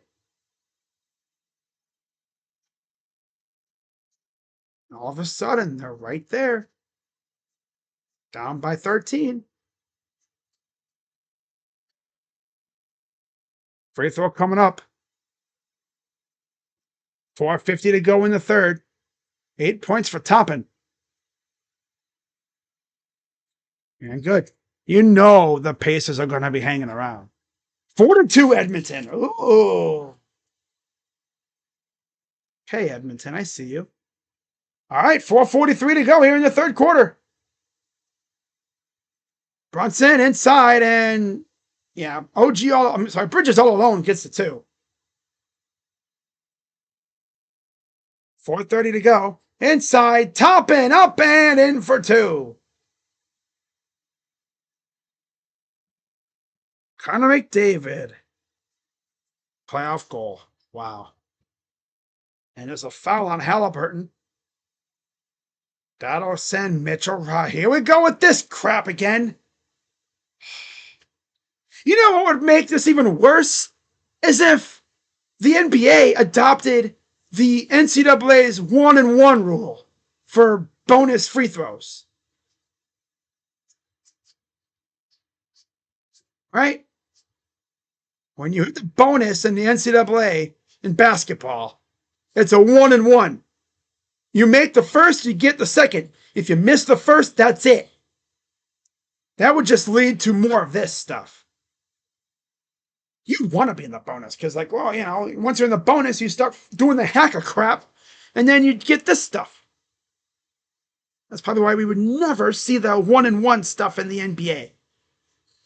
Because that's what it would lead to. More hacker crap. All right, first one is missed. Here's the second from Mitch. And he missed again. Oh, joy. Here we go. 4:13 to go. Matherin missed it, but he's fouled. Oh my God. It's on Robinson. His third. You know, if you're a Knicks fan watching this game, you're thinking, oh no, here we go again. As Precious is going to be coming in. Haven't seen him much this series or in this playoffs in general. And they're going to bring him in for Mitch. So they're going to go a little smaller, which is all right considering, I guess, the big man for the Pacers is Thomas Bryant. Mitch can't believe it.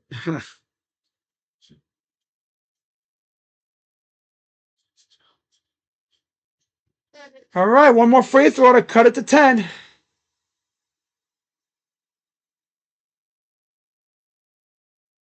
Up and good.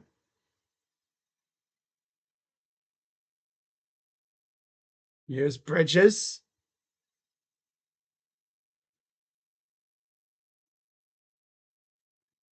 Four minutes to go in the third. Here's Brunson.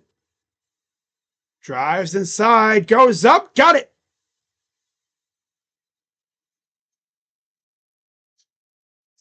3:50 left. Halliburton. And kind of quiet tonight. Over Thomas Bryant. Up top, and a foul. Offensive foul on Ben Shepherd. Even the mighty mustache couldn't protect him from that. Damn.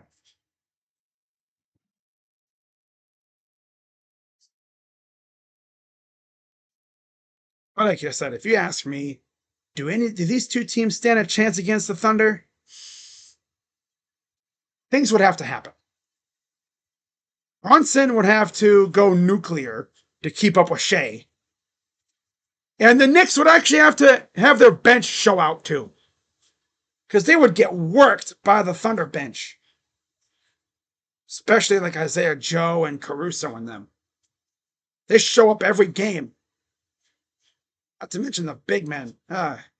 Pull up two is good. 78-64, 3-4. Trying to rebuild that lead. Theron fires, misses.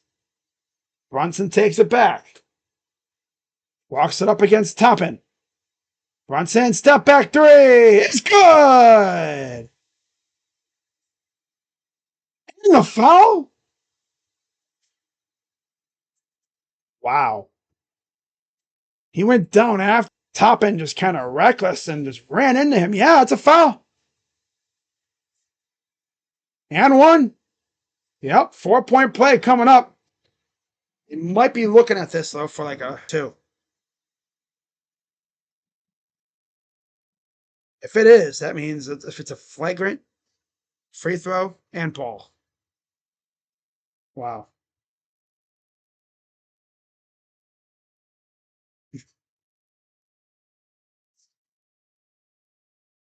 Oh my God.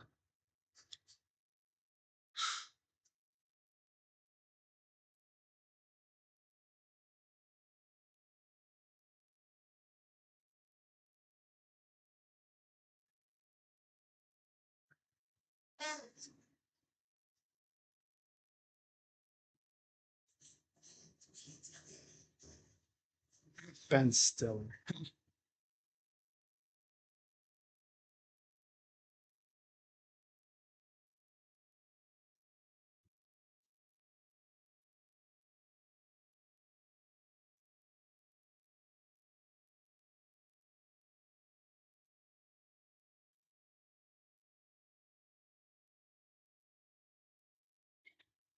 But you notice how the Knicks never do a theme for their games? Like what the Thunder do? Because they're too, high strung and just celebrity driven over there. They know the celebrities would never wear the shirts.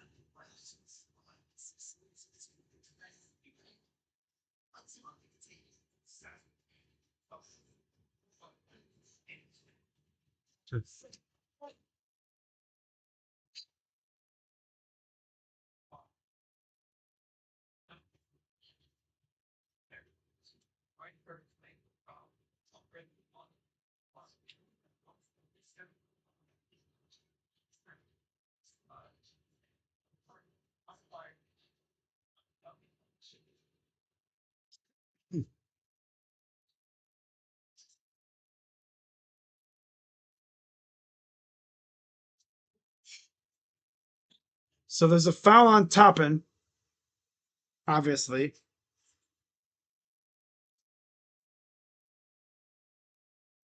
Okay.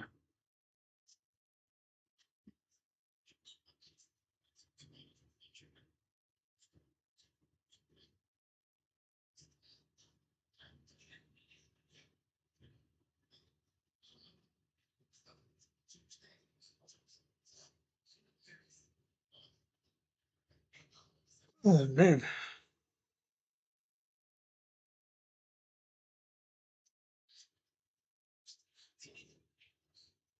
All right. Free throw is good. 82-64. It's an 8-0 run in the last minute. Talk about responding with a punch to the face. McConnell to Siakam. Goes up, no foul. Wow, that's a shocker. Back the other way. Bridges. Precious. Up, foul, 1-1.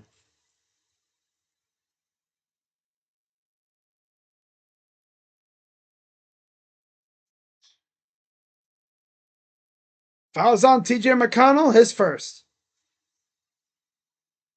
Yeah, these guys came out playing like they're trying to force a game 6. No doubt about it. Brunson's like, yeah, I'm not letting these mother truckers come back on me again. Hell no. Nah. I'm not going through that again. And now we're going to see DeLon Wright return. Brunson will take a seat. Now, what you don't want to have happen is you don't want the Pacers to go on a massive run again. Free throw is missed. Brought down by Toppin. Here's McConnell.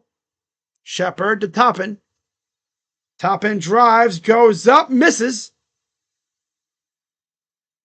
And now here comes the Knicks the other way. Right? Up top, here's McBride. Deuce. Pull up 2 is good.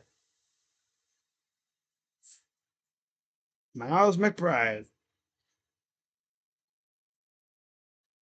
Up by 22. There's a steal.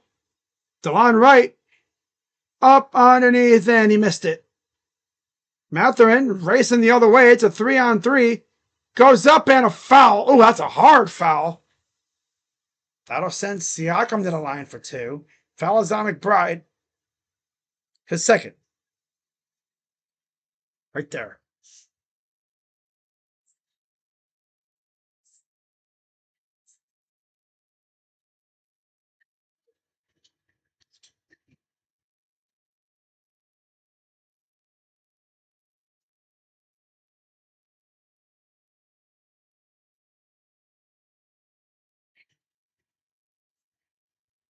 Yeah, they might be looking at that for flagrant. 1:52 to go in the third. 22-point lead for New York. Carlisle's obviously pissed because that looked like a flagrant. We'll see what they roll.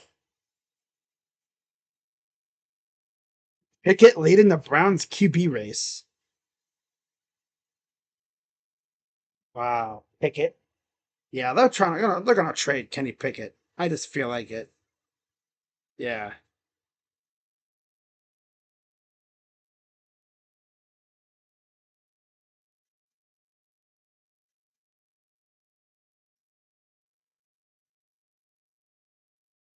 Chris Sale earned a win. Yes, sir.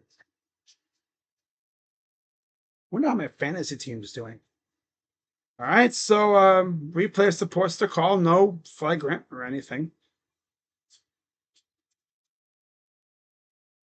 If it would have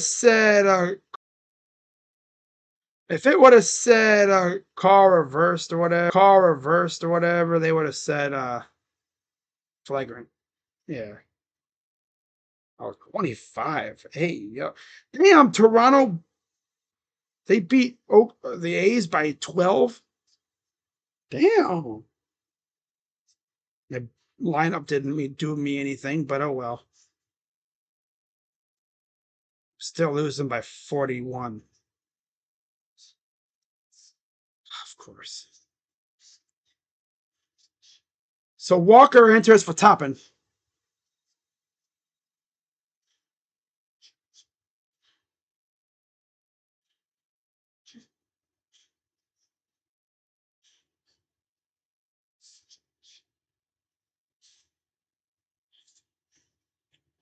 All right.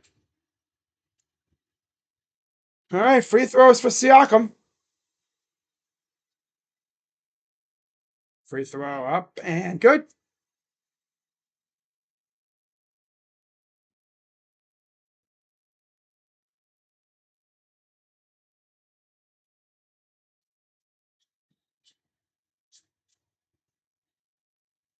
Second free throw coming up is up and he missed it. Rebounded by Walker. Good hustle. Oh, here's Siakam. Kick out Matherin. Underneath, up and in, and the foul. Right back to the line. Go with the Pacers. Chance to chomp away at this lead a little bit heading into the fourth.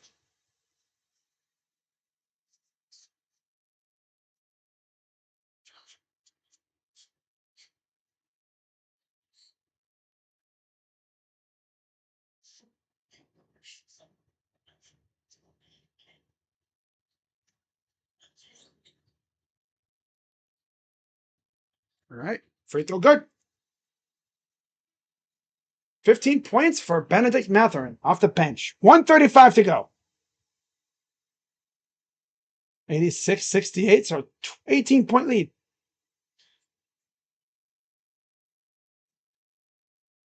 And there's a near steal. 2-1 for threes. Missed by... Oh, nice save. McBride will back out of there. Drive. Pull up. Missed. Rebound. There's Hart. Lost it out of bounds. It'll stay with the Knicks.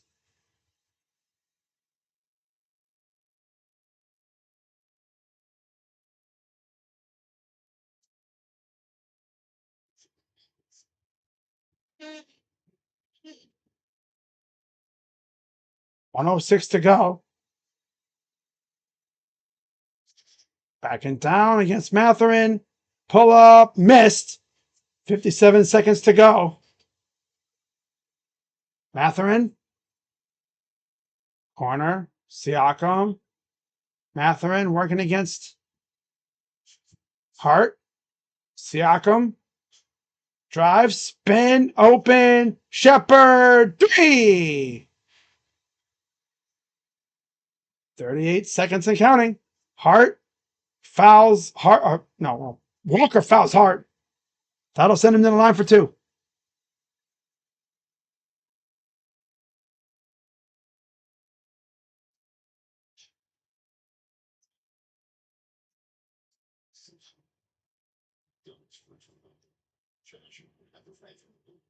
Oh, okay. 35 seconds to go in the third. Free throw is good. Man, the Knicks really want to extend their season. Yeah. They don't want their season to end right now. Nope. They want to play again. They want to go back to Indy. Their ultimate goal is to get back to the Garden for Game 7. Free throw, good. 88-71.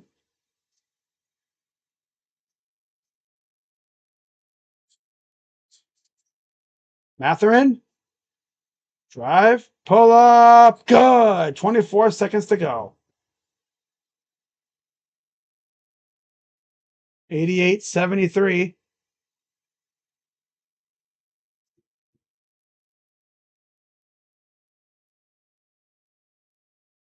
10 seconds left. Barely a second between shot and game clock. Drive. Bridges. Pull up. Good. 1.8 left. And the heck happened? They called Benedict Mathurin for traveling. Right at the end of the quarter. Carlisle's trying to say he was like getting hit and everything in the process. Watch him. So he gets it and he just walks with it. Because he thought the quarter was over.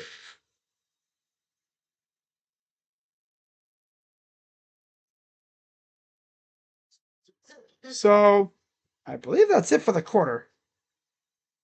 Now they're gonna look at it.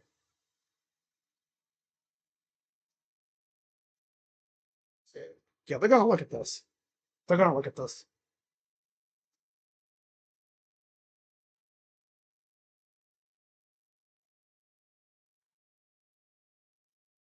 There's still like 0.1 second left. If that.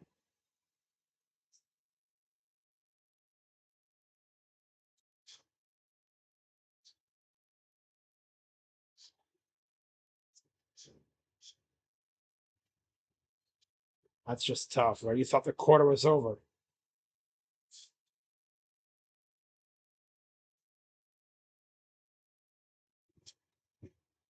I thought I heard something rustling over there. Gotta watch out around my house because there's mice that be lurking. Of course, I have like, 2 cats inside here, then like 5 outside barn cats that be lurking too. If you're a rodent that lives around my house, then you're not having fun. Especially a small rodent.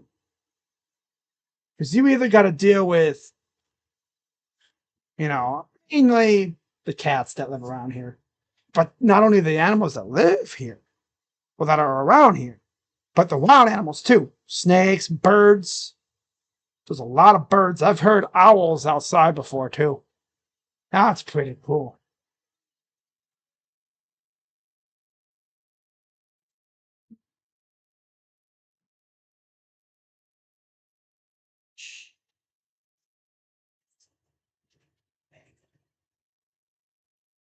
So they have 0.6 on the clock. Chance for the Knicks to add a little extra before the fourth quarter.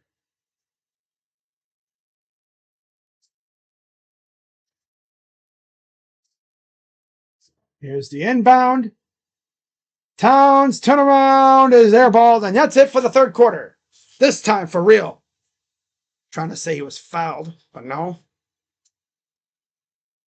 Up by 17, but as you know with this Pacers team, no lead is safe. Trust us. We know. Cavs fans will be the first to tell you, no lead is safe. With these guys. You could have a 30-point lead and they'd somehow have a magnet ball surge and you'd find yourself down 5 with like 2 seconds to go.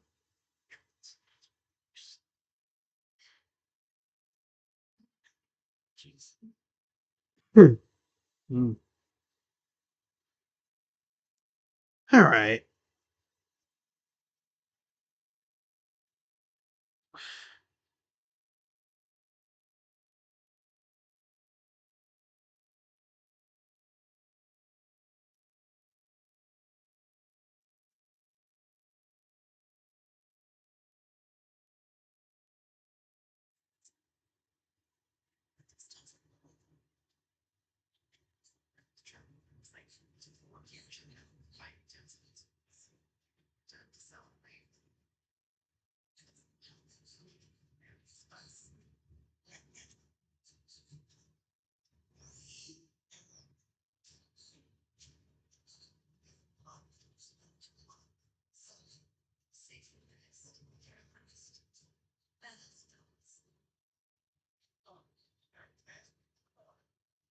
Fantastic Four.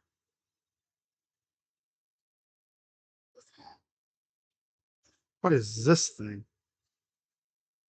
What the heck? Oh, I see what. Okay. It's a fire, like flaming shovel thing.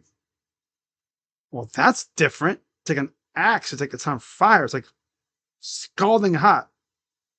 Well, that's a different way to flash cook something. Damn. It's like a branding thing. Damn.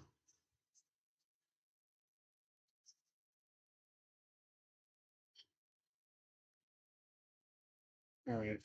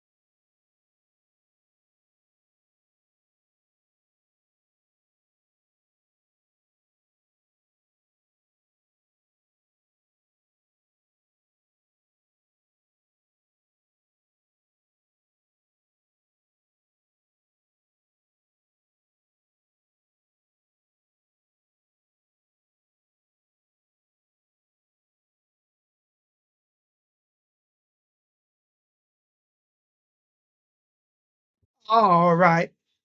92-73.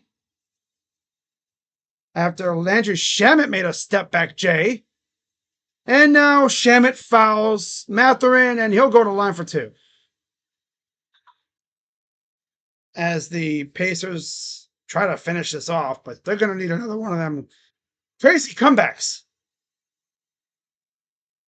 So first free throw coming up for Delon. I'm sorry, Delon.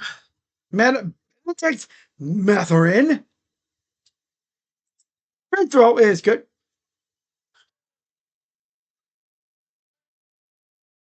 And now we're going to see McBride enter for Delon Wright. One more free throw coming up.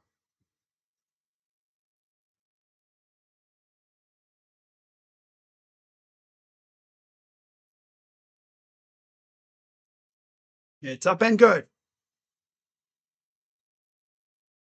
All right. Down by 17. If you're the Knicks, you got to match these guys bucket for bucket. Don't let them get on a surge. If they get a case of magnet ball and you go cold, it's over. All right, well, here's McBride, corner, OG for three. That'll give him 11 points, his third made basket of the game.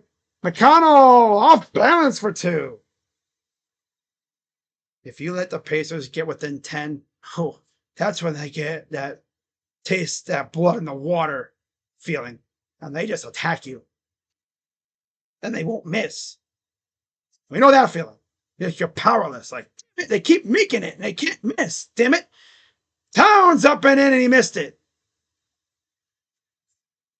Back the other way. Here comes McConnell. Kick out to Walker. Inside, Turner, fight for it. Bouncing around, playing volleyball. Hart takes it off the miss there, the volleyball session. Stolen by Siakam. Up and go for Matherin.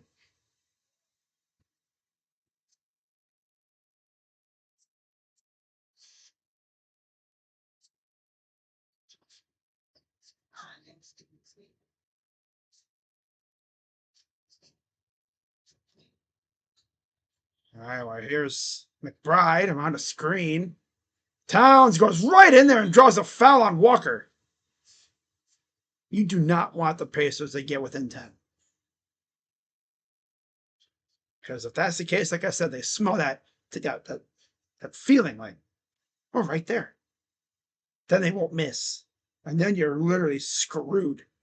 Because they start making everything, it gets into your head. And you can't make it. Because they're trying to keep up with them, and they start hitting. Oh my God, it just kills you inside.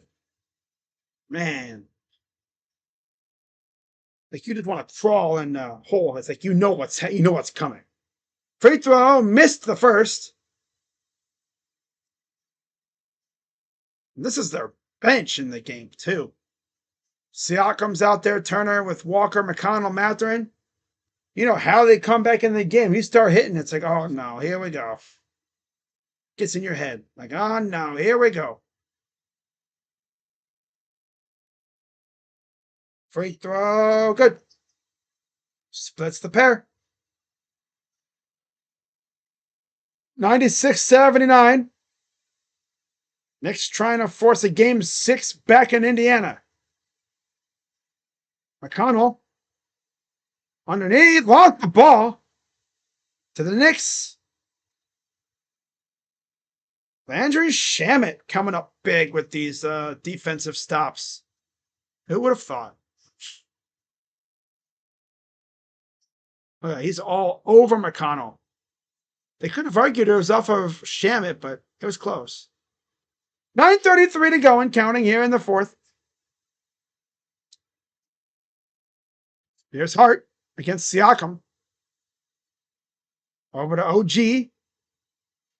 OG fires for three. No good. He's trying to dagger it, and I think he overshot it a little. Walker. McConnell. Inside Siakam. Drive underneath and up and in.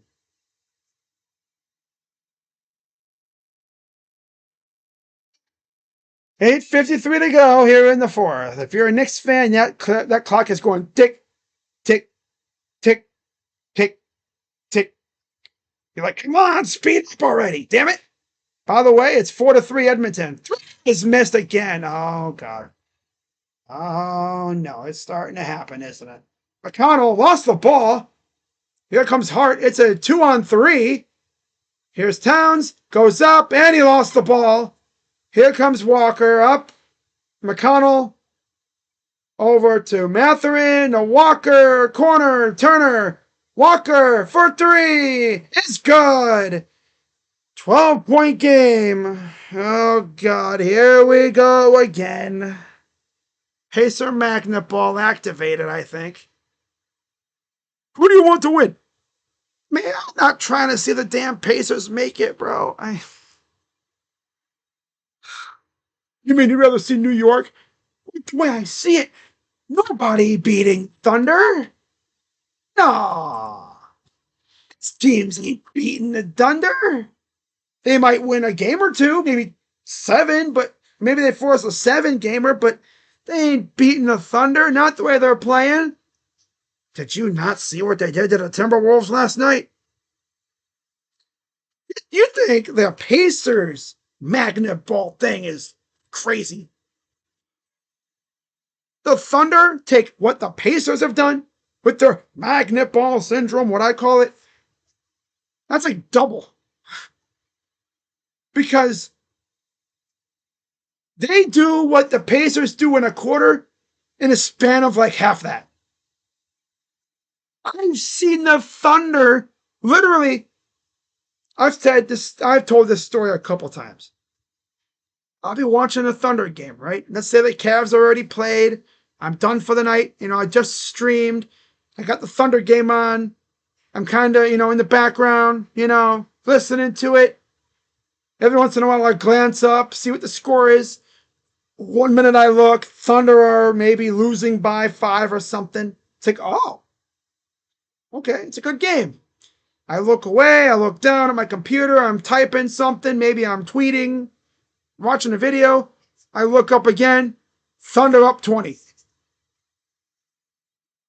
I'm like, what the hell happened? There's a reason why the Thunder have been so damn good. But you wonder, how did the Nuggets take them to 7? because they have Jokic. Jason Robertson, 4 goals in 3 games. It's a 1-goal lead for Edmonton, trying to end that series tonight. They're trying to have a rematch set in the Stanley Cup final.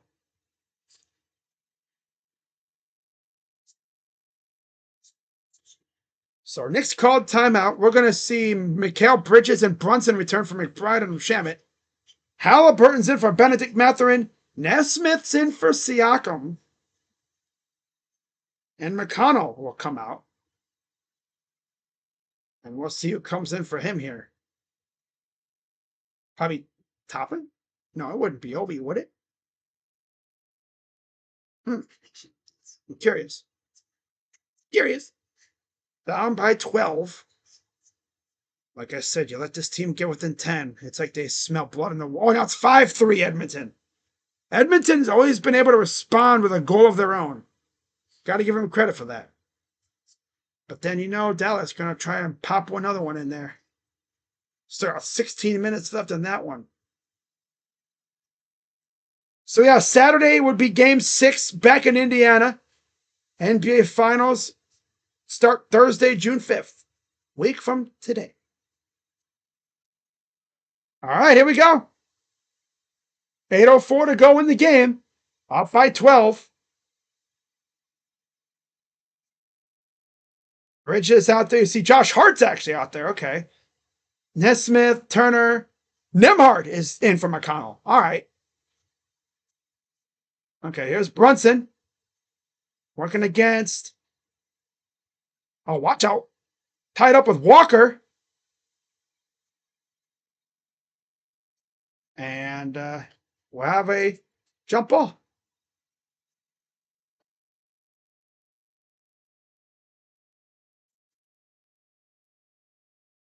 Nice job by Brunson to just fall on it. Not try to do anything fancy.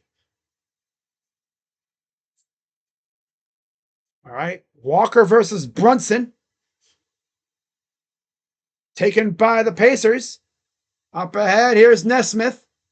We'll probably see Siakam re-enter here in a moment or two. Fires! 3 is missed. Here comes the Knicks. 7:36 to go. Towns for 3 is missed. Taken by Nesmith. Up the other way, here's Walker. Up top. Halliburton. Inside, and it's turned over. Turner just not in the right spot.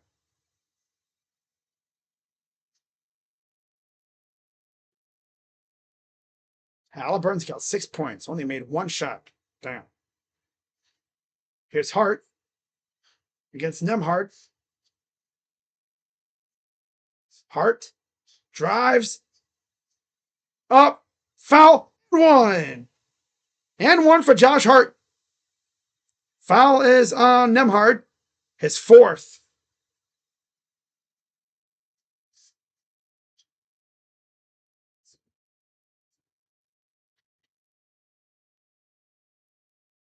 $7:06 to go here in the 4th quarter. Knicks trying to force a game 6 back in Indiana.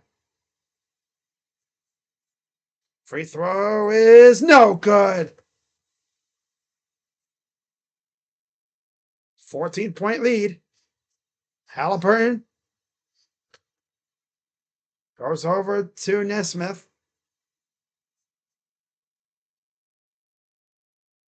Halliburton steps. Nice defense. Halliburton up, and he missed it. Taken by Towns. Got popped in the face, it looked like, but nothing was called. Here's Brunson. Brunson. Inside. Bridges. Hart up and in for 2. Timeout, Pacers.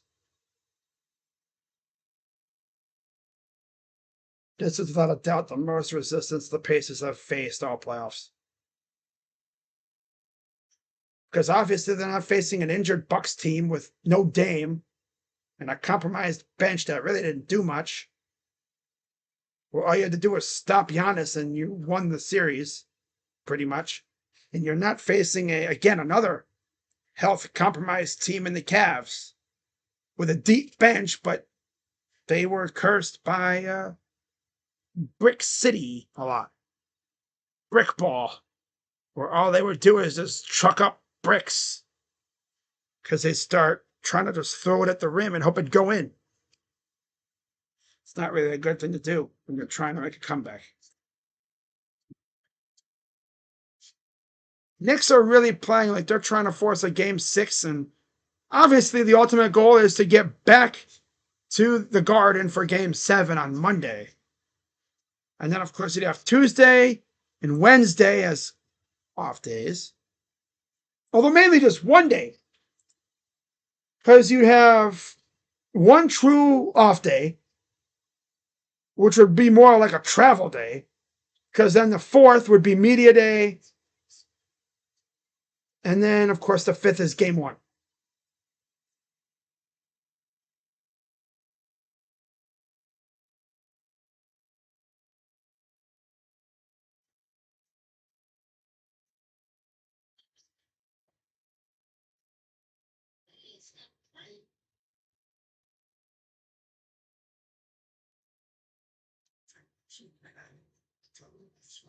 So I'm assuming we'll see Siakam back in the game. It's funny, when Siakam's in the game, the offense looks better.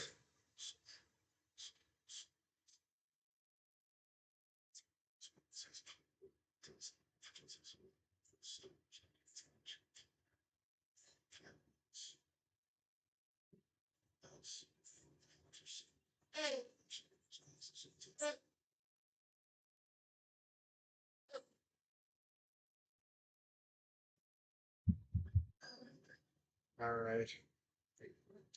16-point lead, though.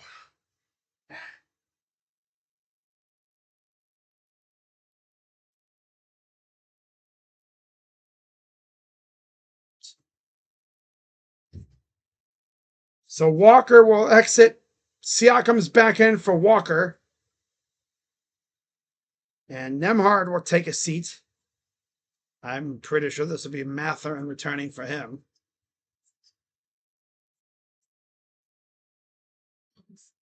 Oh, the phone's gonna die. I gotta plug it in. There we go. Just beat the buzzer with that. Ha ha. Ha ha. Mathurin returns for Nemhard.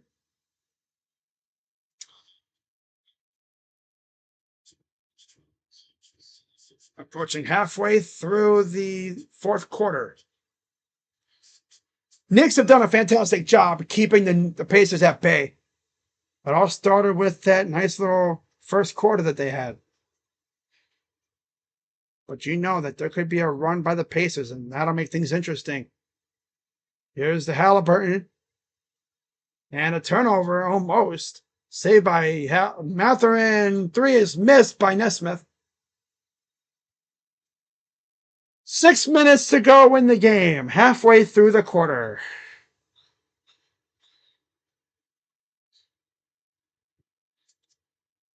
$184. Brunson. Brunson to the corner. Bridges from inside the paint. Open in for 2. Nice little pull-up jumper.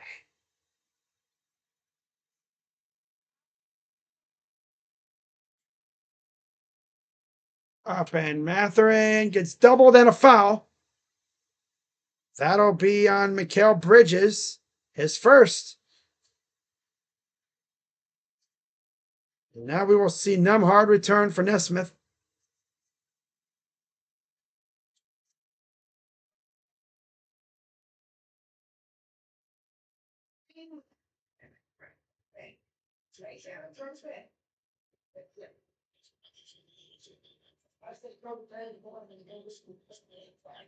There's a miss, rebounded by OG. 5:20 to go.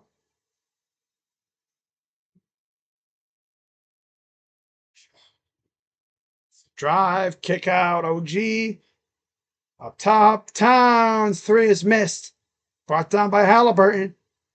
Up the other way, all alone. Here's Siakam. Goes up and good. Good job on the defense to get back there. 102.86. 4:50 to go. It's looking like there will be a game 6 on Saturday. You know what that means. I'll be here for it. Pull up is good for Brunson. He's been the main catalyst in this run by the Knicks in this game, keeping them ahead. Siakam, spin up and missed. Rebounded by the Knicks. 104.86. Drive. OG hesitates, goes up, misses. Hart. Corner, Bridges 3 is missed. Tried to get the rebound, goes to Mathurin. 1-on-2. Goes up. Got it. 104.88. Got to be careful here because we were lulled into believe that we had our game against them beat when we were up 7 with a minute to go. And look what happened. All it takes is like 3 shots to fall, and it's like, oh, shit, man. It's tough. And there's a steal. 104.88.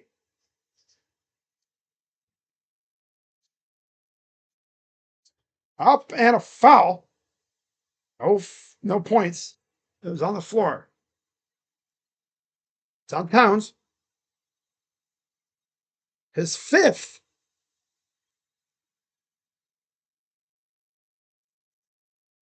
And we're going to see Toppin looks like come back in. Yep, Toppin's returning to the floor for Turner.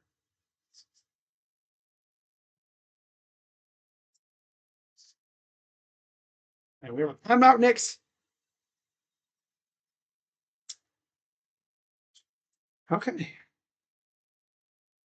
Shaping up to be a pretty fun series after all. I thought the Pacers would go for the jugular, but what you don't want to do is you don't want to give a team like the Knicks hope. And going back to Indiana, bruh, that would be a brutal loss if they blow that. I don't think they will.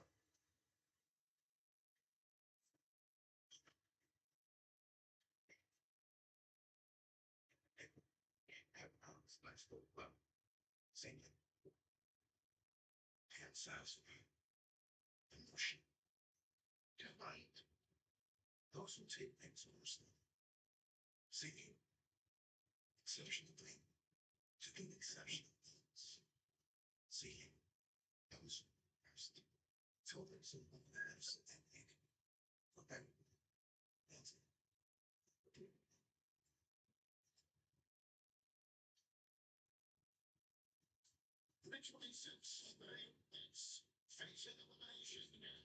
Junior Caminero hit a home run. Wow.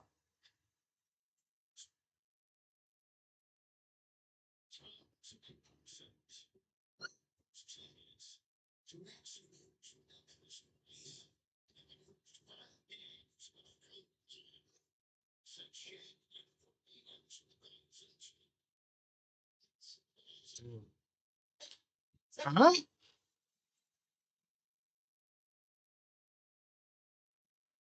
$104.88. First teammate since Kobe and Shaq, each with 20 plus points in the first 5 games of each of the conference finals. And Halliburton for 2 underneath. Back the other way. Siakam against Hart. Poking in there, trying to get that ball. And he got a little too handsy and draws the foul. Now, they're not in the bonus. So, big minutes coming up here. But if you're the Knicks, you just got to keep that deficit where it is. You don't want to see the Pacers get within 10. If they get within 10, they hit another level. Then it starts hitting you in the head like, man, they might come back again. Corner three is missed. And it's taken away by the Knicks. Hart. Towns in the corner. Drive up and fell and one for Karl Anthony Towns. It's on Mathurin.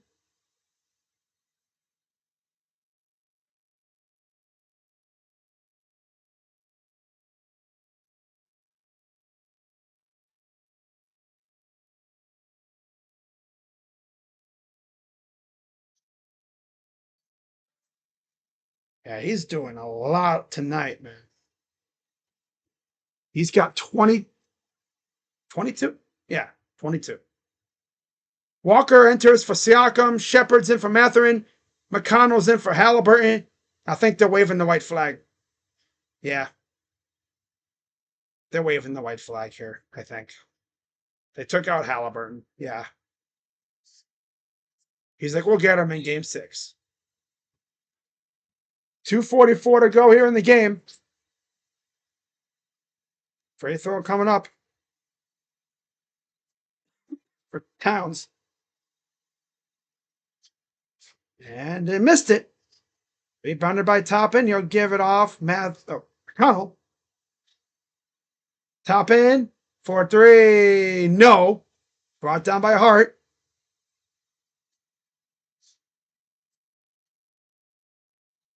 Here's Brunson. 2:24 to go. Up by 16. OG inside. Bridges to Towns. Throws it down.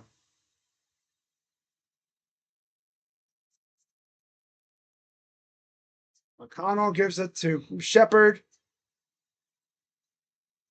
Nembhard for 3 is missed. Yeah, I got to give a lot of credit to the Knicks in this one. They played solid. They played amazing in the first half. The Knicks just didn't let up. They didn't fold. The Pacers got close, and these guys are like, oh, that's cool. 3 ball. That's a dagger shot, and he missed it. Put back is missed by Towns. Maybe I hope he didn't hurt his knee again. Toppin. Walker. Air ball.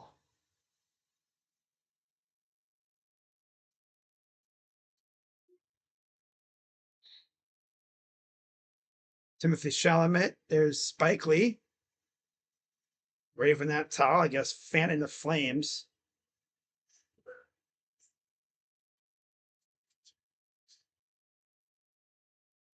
Timeout, Pacers.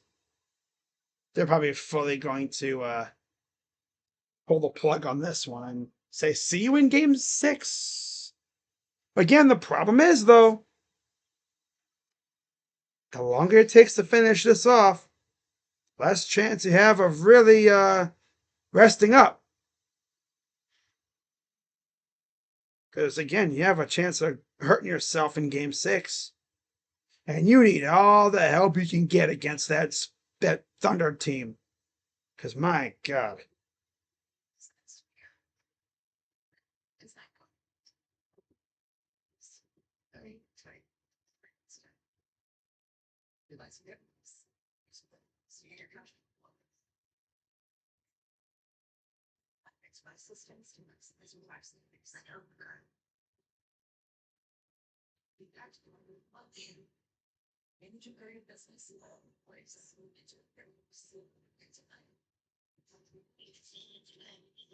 So, yep. Johnny Furphy has checked in for Toppin.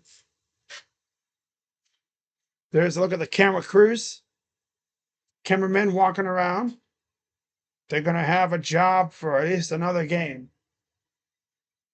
Another travel day. Bryant's in for McConnell. Precious is out there.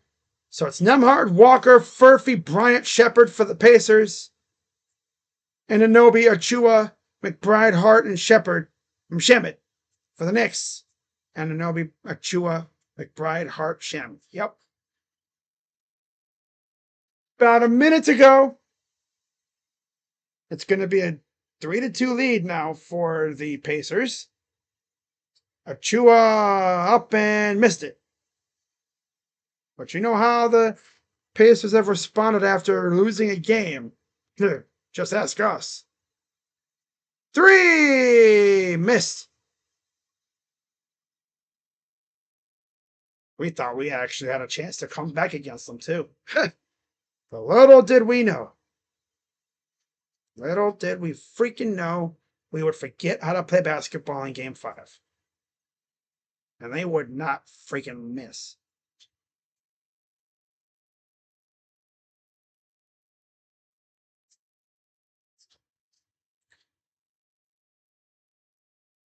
This is, of course, the most resistance the Pacers have faced in the playoffs this year. The healthiest team they faced, too. Here's a steal. Taken away. Achua. Here's Hart. Up. And he's fouled by Ben Shepherd. I believe that'll be his second or third. Second. All right, then. Shots for Josh Hart.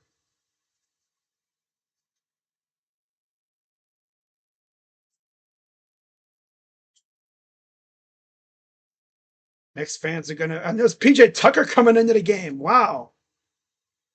Yeah, PJ Tucker going to be entering the game. I think it's PJ Tucker. Is that PJ Tucker? No. It's Ariel. Wow. Ariel Hukporti in the game? Wow, okay. I thought that was PJ for some reason. Oh, I see. He said he's coming in for the shooter. Okay. He'll be coming in for Josh Hart. That's what he was doing this for. He's coming in for the shooter, Hart. So Ariel Hukporti will check in for Josh Hart. First time I think we're seeing him all series. Which is good. Because if you see him during an actual, legit minutes in the game, something happened. Because you have Robinson and Towns. You have no reason to see Ariel Hukporti in a game. But it's good to have him. That's for sure. Of course, a lot of the celebrities, they don't give a damn about the actual game. They're just there to watch. They're not rabid fans. Of course, the rabid ones are going to be out there partying it up again. That side talk freaking video going to be a legendary one. I'll tell you that. All right, 27 seconds to go. Not on the shot clock. McBride. Inside. 40 with the dunk, and that's going to be the dagger in the heart of the Pacers. 16 seconds to go. I mean, the dagger was put in them long ago, but yeah. And they're just going to walk this out. And this series will go on to a Game 6. As the Knicks take Game 5 in convincing fashion, 111-94. And guess what? TNT ain't going away just yet. Because they'll be going to Indiana for Game 6. And here comes the daunting task for New York. Winning in Indiana. A place where they've only lost one time? I think so. And that was to the Cavs. And we smoked their ass. And how would they respond? Yeah.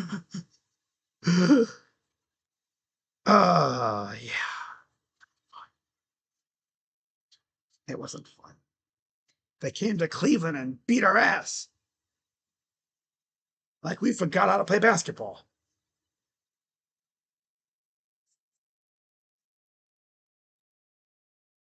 But no, that was Game 3. Game 4, they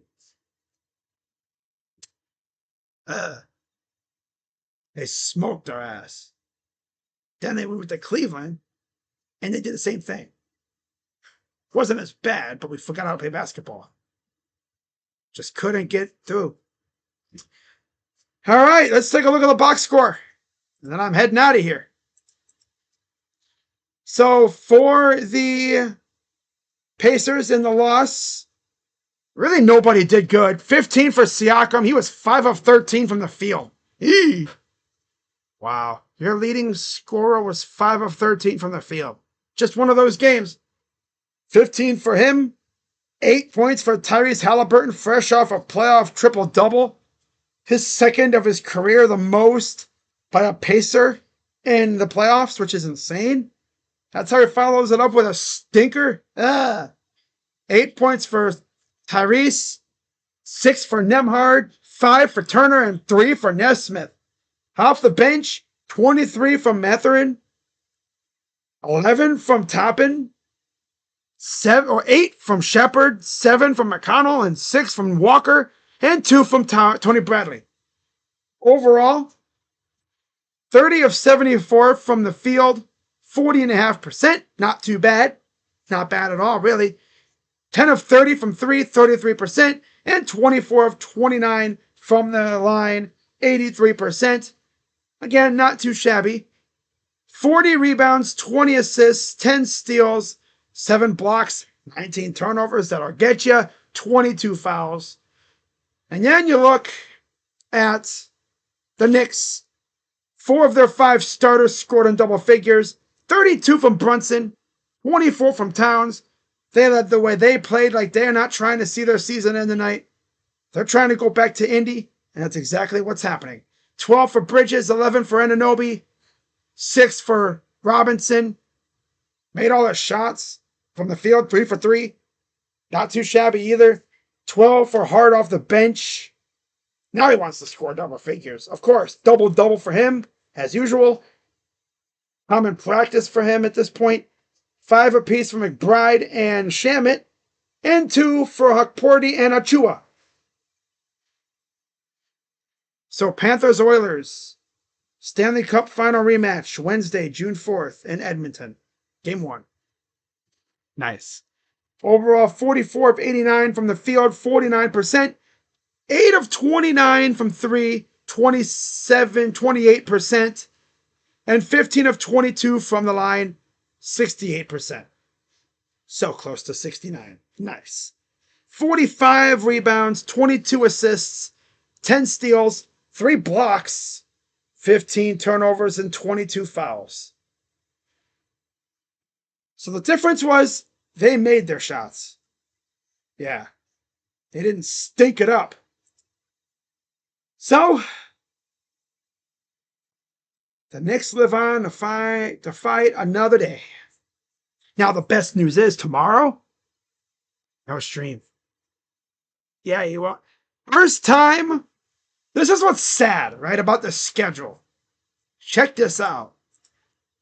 I have streamed every freaking day. I'm trying to think.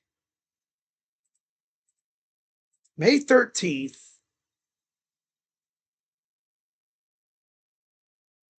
I have streamed every freaking day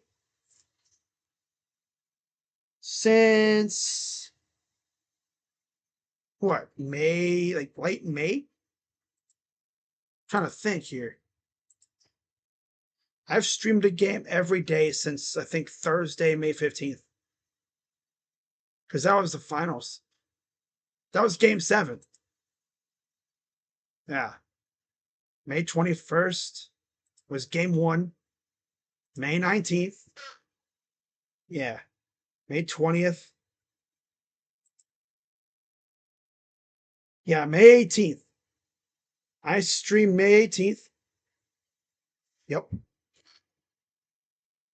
For game 7. Thunder blew them out.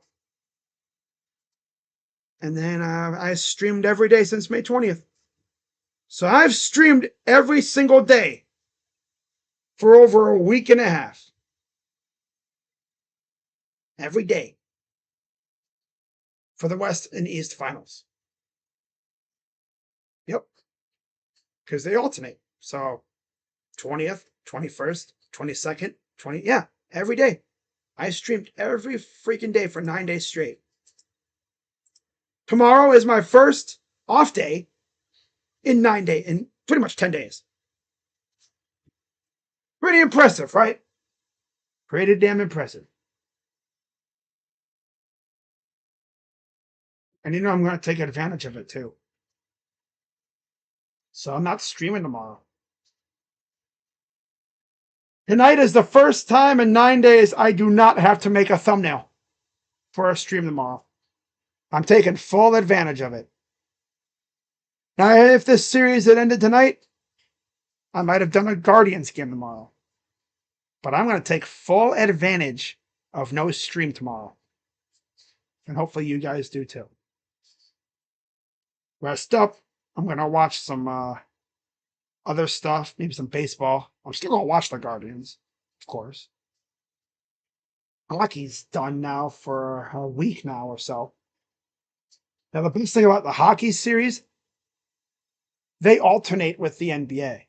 I don't think you're going to have an NBA and NHL final game on the same day. They alternate. So that's pretty cool. Best Streamer NA award goes to Crazy Dog. What's the NA? North America? Oilers advanced. Yep. Yes, they did. Oh, in fact, you want to know what's impressive about what happened tonight? Look at the team stats here. I'm digging deeper into this thing. The Knicks never trailed. Not for a minute. From opening tip, it was all New York. Overall, yeah, Knicks, they controlled the game. The largest lead for New York was 22. 60 points in the paint for the Knicks, 34 for the Pacers. Yep. 20 total turnovers for the Pacers, 15 for the Knicks. 7 blocks to 3. Yeah. 22 assists to 20. Favor Knicks. Jalen Brunson took it upon himself to make sure that they are not losing tonight. And he even had a little bit of help. But now you got a daunting task if you're Indiana. No, if you're New York. Going to Indiana and winning on the road. Just a reminder, the Knicks have not been very good on the road this year. They haven't. No, scratch that. They haven't been good at home. They've been fantastic on the road. After all, they went into Boston first 2 games of that series and smoked them. Yeah. Oh no, they came back from down 20, didn't they, in both games? That's true, but still, they did really well. Yeah. They won game 1 in overtime. Game 2, they won by 1. Lost game 3 at home. In fact, against the Pistons, they damn near could have lost to the Pistons too. They literally, they could have easily lost to them. They won in 6.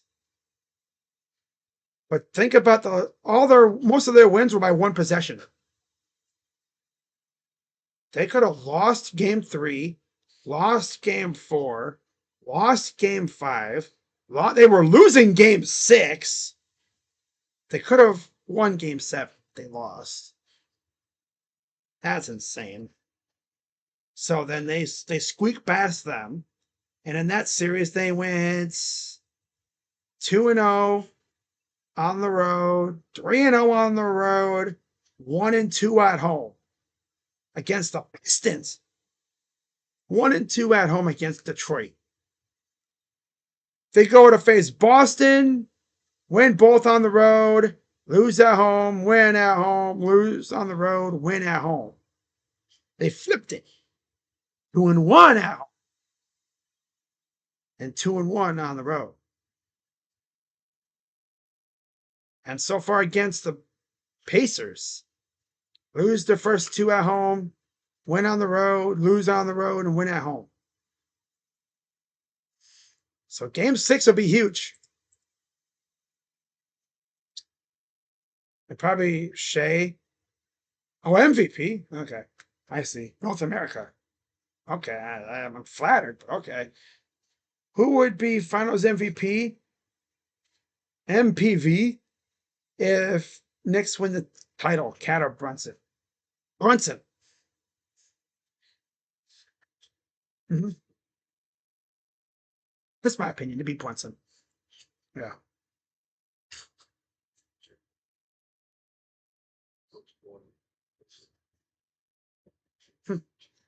Oh, Oilers and the Campbell Bowl.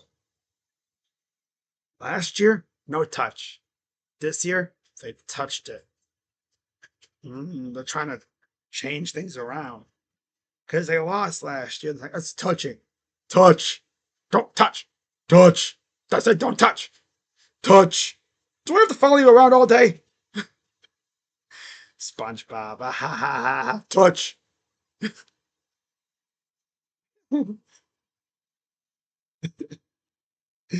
That's the funniest little gag they did in that episode. Where they're at the jellyfish convention. Touch. Don't touch. Touch. I said don't touch. Touch. Do I have to follow you around all day? Ah. Oh, if the Thunder win the finals, it's going to be Shea. Yeah. He'll probably be like the first player to ever win regular season MVP, conference finals MVP, and finals MVP. I don't know if LeBron did that. Probably did. Yeah. Talk to other streamers and make a podcast. Nah, I'm not a podcaster. Everybody's doing a podcast. Why would I do a podcast? I don't do a podcast. Why would I do that? Everybody's doing a podcast. Everybody's got a damn podcast nowadays. Not everybody needs to have a podcast. Let me just say that for real.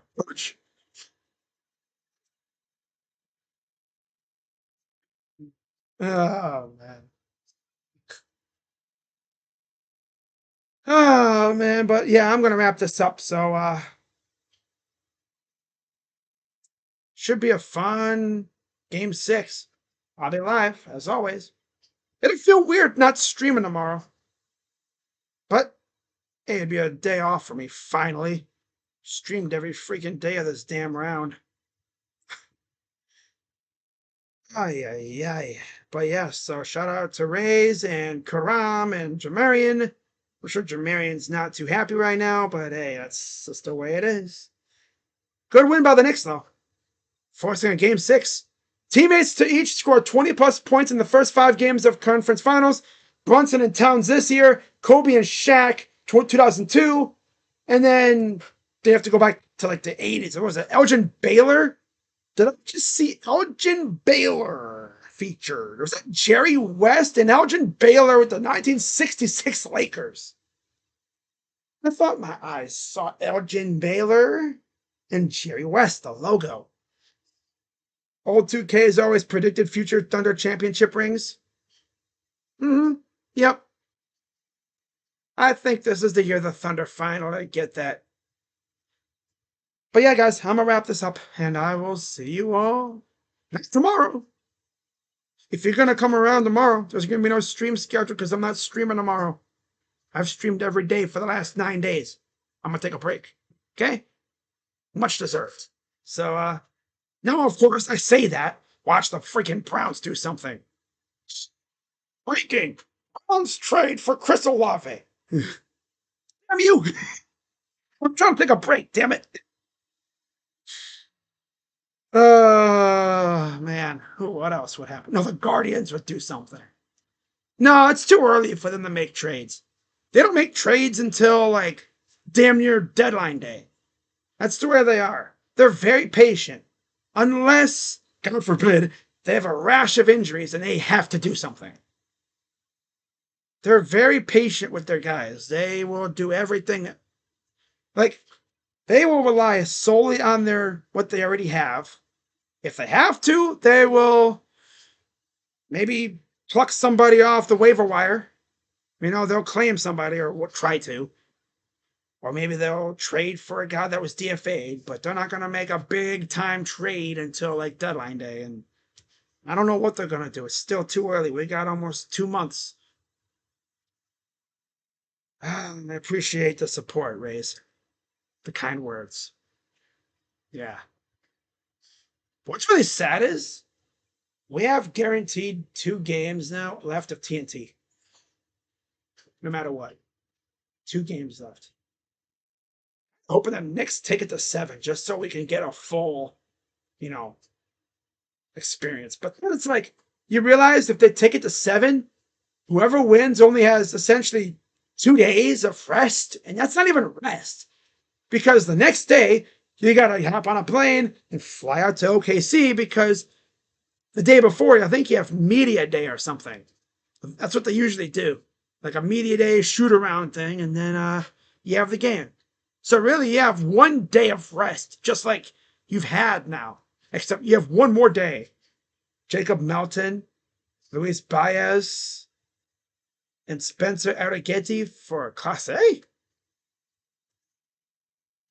I don't think we're trading Class A now, but I say that knowing the Guardians are usually pretty good at knowing when a player is essentially cooked, and they dump them off before they officially they shrivel up. They've done it before. Look at Corey Kluber, right? Although they didn't trade him. No, they just let him go, right? But they've done it before. They've traded guys, and then you just see them as they shrivel up, and it's like, oh, yeah, thank God we got rid of him because he stinks now. All right, so clutch points. They made a trade rumor trade. That's why. Okay. It's getting to that time of the year now where we're gonna start seeing trade articles every freaking few weeks now. But for the Guardians, I don't really know what they need. Maybe outfielder for sure, because they still stink there. Maybe some pitching. Every team could use pitching.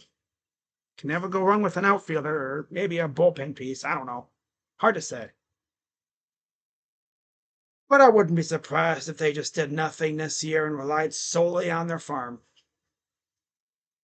So with that being said, I will see you guys on, what would it be? Saturday. Wow, Saturday. See you guys Saturday for Game 6. Pacers Knicks. Haha, rhyming. Bars. Huh. Maybe Monday for Game 7. Browns are horrible at knowing when to let someone go. Yeah. Yeah, that's the way they are. I know what you're trying to say, though. They can't let him go. Because the money. They had to give him all that freaking money, huh? Yeah. He's 4-0 this season, so I doubt they would trade him. No, they're not going to trade him. His ERA stinks, but he's starting to get it going again, I think.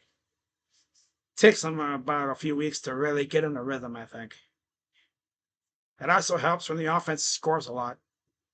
And he's not trying to protect a 1-run lead. And he's not pitching every freaking day either. Because, I mean, he pitched what? Yesterday? And that was the first time he pitched in 3 days.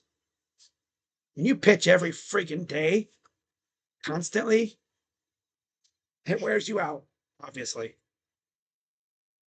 But yeah, so I will see you all Thursday. I'll see y'all Saturday. Okay, no stream tomorrow, unless something happens. Because you never know with my teams. I'll say, oh, nothing's going to happen. Browns trade for somebody tomorrow. You know it. That's the way it is.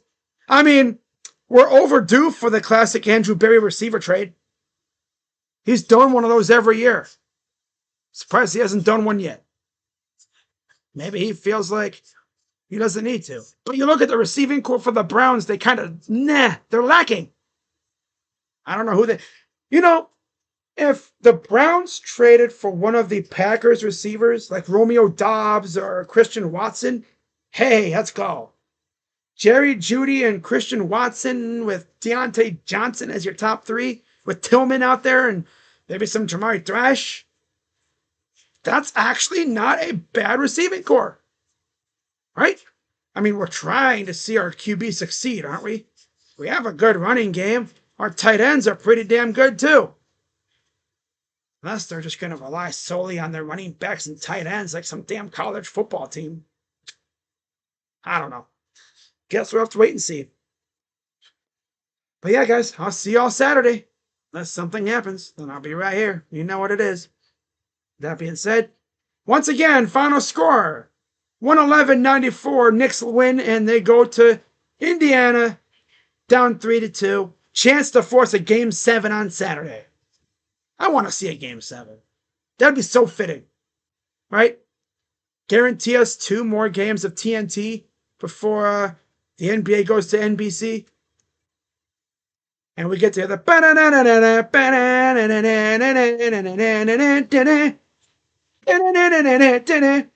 wait, what was that commercial? Basketball. Like, I at least want 2 more games of TNT before NBC takes over. That'd be nice, right? But knowing us, it'll end in game 6, and we'll see Indiana win it in front of their crowd. So with that being said, see you guys Saturday. Again, unless something happens tomorrow, which kind of hoping nothing happens because I want to relax. But yeah, see y'all later. And believe it or not, I know I keep stalling. I know people are wondering, what are my thoughts on the Darius Garland for Jalen Suggs trade piece that came out? My thought is, if that's it, 1 for 1, no. No, no, no, no, no, no, no, no, no. No. We get on Darius about kind of being injury prone, right? Always getting injured.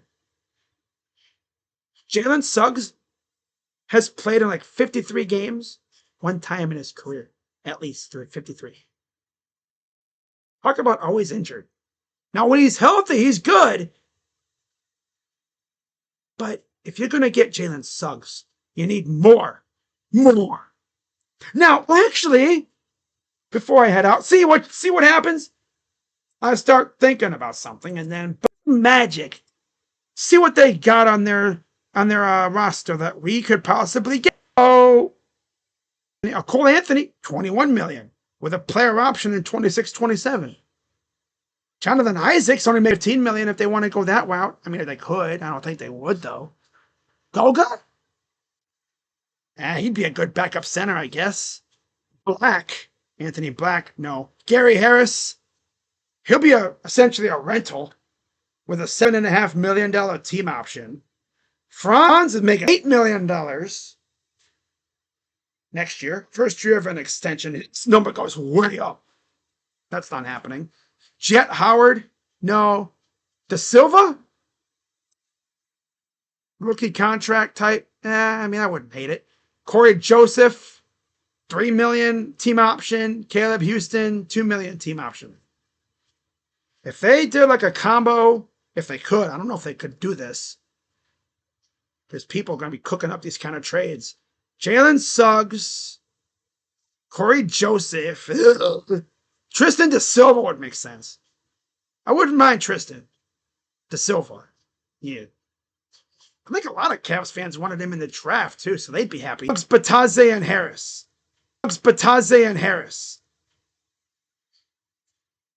And we would gain $10 million in apron space. So we'd become a first apron team again. Not gonna lie, I would be down with that. It would sting my soul to get rid of Allen and Garland at the same time. Dog's freaking not listening. All I hear is my dad. Here. My dad's favorite sentence. Here. Because the dogs just do not listen. They never do. All right, guys, I better end this before my dog gets my dad so pissed he throws something at him. All right, well, I will see you all Saturday, okay? And can't wait for Game 6. So with that being said, I'm Crazy Dog. See you guys on Saturday. I'm out. Bye-bye. Yeah. Oh, yeah, baby. Let's get it. Okay.